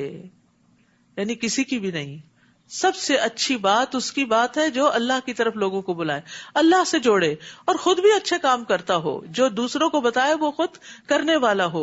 وقال اننی من المسلمین، اور وہ کہے کہ میں اللہ کا فرما بردار ہوں. تو یہاں تعریف کی جا رہی ہے کن کی؟ جو مخلوق کو خالق سے جوڑتے ہیں. اور کامیابی پانے والے لوگ وہ ہیں جو لوگوں کو اللہ کی طرف بلاتے ہیں، دین کی تبلیغ کرتے ہیں، قرآن کی تعلیم دیتے ہیں. وَلَا تَسْتَوِي الْحَسَنَةُ وَلَا السَّيِّئَةُ، اور نیکی اور بدی کبھی برابر نہیں ہو سکتے. آپ بدی کو ایسی بات سے دور کیجئے جو اچھی ہو، یعنی برائی کو نیکی سے بدل دیں، برائی کی جگہ نیکی لے آئیں، بری عادتوں کی جگہ نیک عادتیں لے آئیں. آپ دیکھیں گے کہ جس شخص کی آپ سے عداوت تھی وہ آپ کا گہرا دوست بن گیا ہے. یعنی اس طرح آپ دشمنوں کو بھی دوست بنا لیں گے. اور یہ بات صرف انہیں نصیب ہوتی ہے جو صبر کرتے ہیں دوسروں کی باتوں پر، تنگی پر، اور یہ کسی بڑے نصیب والے کو ہی حاصل ہوتی ہے. پھر اگر کسی وقت آپ کو کوئی شیطانی وسوسہ آنے لگے تو اللہ کی پناہ مانگیے، وہ سب کچھ سننے والا اور جاننے والا. یعنی اتنے اچھے کام کرنے والوں کو بھی وسوسہ آ سکتا ہے، اور وسوسہ انسان کے اندر شک اور بے یقینی پیدا کرتا ہے، اور انسان پھر آہستہ آہستہ اس راہ کو چھوڑنے لگتا ہے. تو ایسے میں اللہ سے دعا کر کے شیطان کے شر سے محفوظ ہو جائیں. یعنی شیطان کو برا بھلا کہنے کی بجائے تعوذ پڑھیں. بسم اللہ کہنے سے شیطان سکڑ جاتا ہے. تعوذ شیطان کے حملوں کا توڑ ہوتا ہے. وَمِنْ آيَاتِهِ اللَّيْلُ وَالنَّهَارُ وَالشَّمْسُ وَالْقَمَرُ، یہ رات اور دن، سورج اور چاند سب اللہ کی نشانیوں میں سے ہیں. نہ تو تم سورج کو سجدہ کرو نہ چاند کو کرو، بلکہ اللہ کو سجدہ کرو جس نے انہیں پیدا کیا ہے، اگر تم فی الواقع اسی کی عبادت کرتے ہو. پھر اگر یہ لوگ اکڑ بیٹھیں تو آپ کے رب کے پاس جو لوگ ہیں وہ دن رات اس کی تسبیح میں لگے رہتے ہیں اور کبھی نہیں اکتاتے. اور اللہ کی نشانیوں میں سے ایک یہ ہے کہ تم دیکھتے ہو کہ زمین دبی ہوئی بے آباد پڑی ہوئی تھی، پھر ہم اس پر پانی برساتے ہیں تو وہ حرکت میں آتی ہے اور پھول جاتی ہے. جس اللہ نے اس زمین کو زندہ کیا وہ یقیناً مردوں کو بھی زندہ کر سکتا ہے، کیونکہ وہ ہر چیز پر قادر ہے. بلا شبہ جو لوگ ہماری آیات سے غلط مفہوم لیتے ہیں وہ ہم سے چھپے ہوئے نہیں. بھلا وہ شخص جو دوزخ میں ڈالا جائے گا وہ بہتر ہے یا وہ جو قیامت کے دن امن و امان سے آئے گا؟ تم جو چاہتے ہو کرو، جو کچھ تم کرتے ہو اللہ اسے خوب دیکھ رہا ہے. یہ وہ لوگ ہیں جب ان کے پاس ذکر قرآن آیا تو انہوں نے اس کا انکار کر دیا، حالانکہ یہ ایک زبردست کتاب ہے. لا یأتیہ الباطل من بین یدیہ ولا من خلفہ، جس میں باطل نہ آگے سے راہ پا سکتا ہے نہ پیچھے سے. یہ حکمت والے اور قابل تعریف اللہ کی طرف سے نازل ہوا ہے. آپ سے بھی وہی کچھ کہا جا رہا ہے جو آپ سے پہلے رسولوں کو کہا جا چکا ہے. بلا شبہ آپ کا رب معاف کر دینے والا بھی ہے اور دردناک عذاب دینے والا بھی. اور اگر ہم اس قرآن کی زبان غیر عربی بنا دیتے تو کافر کہتے کہ اس کی آیات واضح کیوں نہیں کی گئیں. یہ کیا کہ کتاب تو اجمی زبان میں ہو اور مخاطب عربی ہو. آپ ان سے کہیے جو لوگ ایمان لائے ہیں ان کے لیے تو یہ کتاب ہدایت اور شفا ہے، اور جو ایمان نہیں لاتے ان کے کانوں کا بوجھ ہے اور وہ قرآن ان پر دھندلا ہی رہتا ہے. ان لوگوں کا حال تو ایسے ہی ہے جیسے کسی دور کی جگہ سے انہیں پکارا جا رہا ہو. تو یہاں یہ پتہ چل رہا ہے کہ قرآن صرف اہل ایمان کے لیے شفا بنتا ہے، ظالموں کو خسارے میں اضافہ دیتا ہے. وَلَقَدْ آتَيْنَا مُوسَى الْكِتَابَ فَاخْتُلِفَ فِيهِ، ہم نے موسیٰ کو کتاب دی تھی تو اس میں بھی اختلاف کیا گیا. اور اگر آپ کے رب کی طرف سے ایک بات پہلے سے طے شدہ نہ ہوتی تو ان کے درمیان فیصلہ چکا دیا جاتا. اور یہ لوگ بھی اس قرآن کی نسبت ایسے ہی شک میں پڑے ہیں جو انہیں بے چین کیے دیتا ہے. جس شخص نے کوئی نیک عمل کیا، من عمل صالحا فلنفسہ، تو اس کا فائدہ اسی کو ہوگا. ومن اساء فعلیہا، اور جو برائی وہ کرے گا اس کا وبال بھی اسی پہ پڑے گا. وما ربک بظلام للعبید، اور آپ کا رب بندوں پر ظلم کرنے والا نہیں.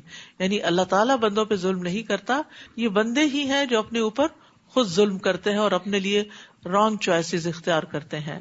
وآخر دعوانا ان الحمد للہ رب العالمین. سونے جاگنے کے آداب کا آپ کو امید ہے بہت فائدہ ہوا ہوگا. اب انشاءاللہ اس کے بعد ایک چھوٹی سی کتاب ہے فضائل قرآن مجید. یہ کتاب ہر گھر میں ہونی چاہیے تاکہ وقتاً فوقتاً آپ اس کو پڑھتے رہیں اور موٹیویٹ ہوتے رہیں قرآن پڑھنے کے لیے. اور جو بچے قرآن پڑھ رہے ہیں ان کو پڑھ کے بھی سنائیں. تو انشاءاللہ اس کے بعد یہ شروع کی جائے گی، تو اس سے پہلے آپ لوگ یہ کتاب خرید لیں تاکہ بعد میں آپ کو مشکل نہ ہو. سبحانک اللہم و بحمدک، اشہد ان لا الہ الا انت، استغفرک و اتوب الیک. السلام علیکم و رحمۃ اللہ وبرکاتہ.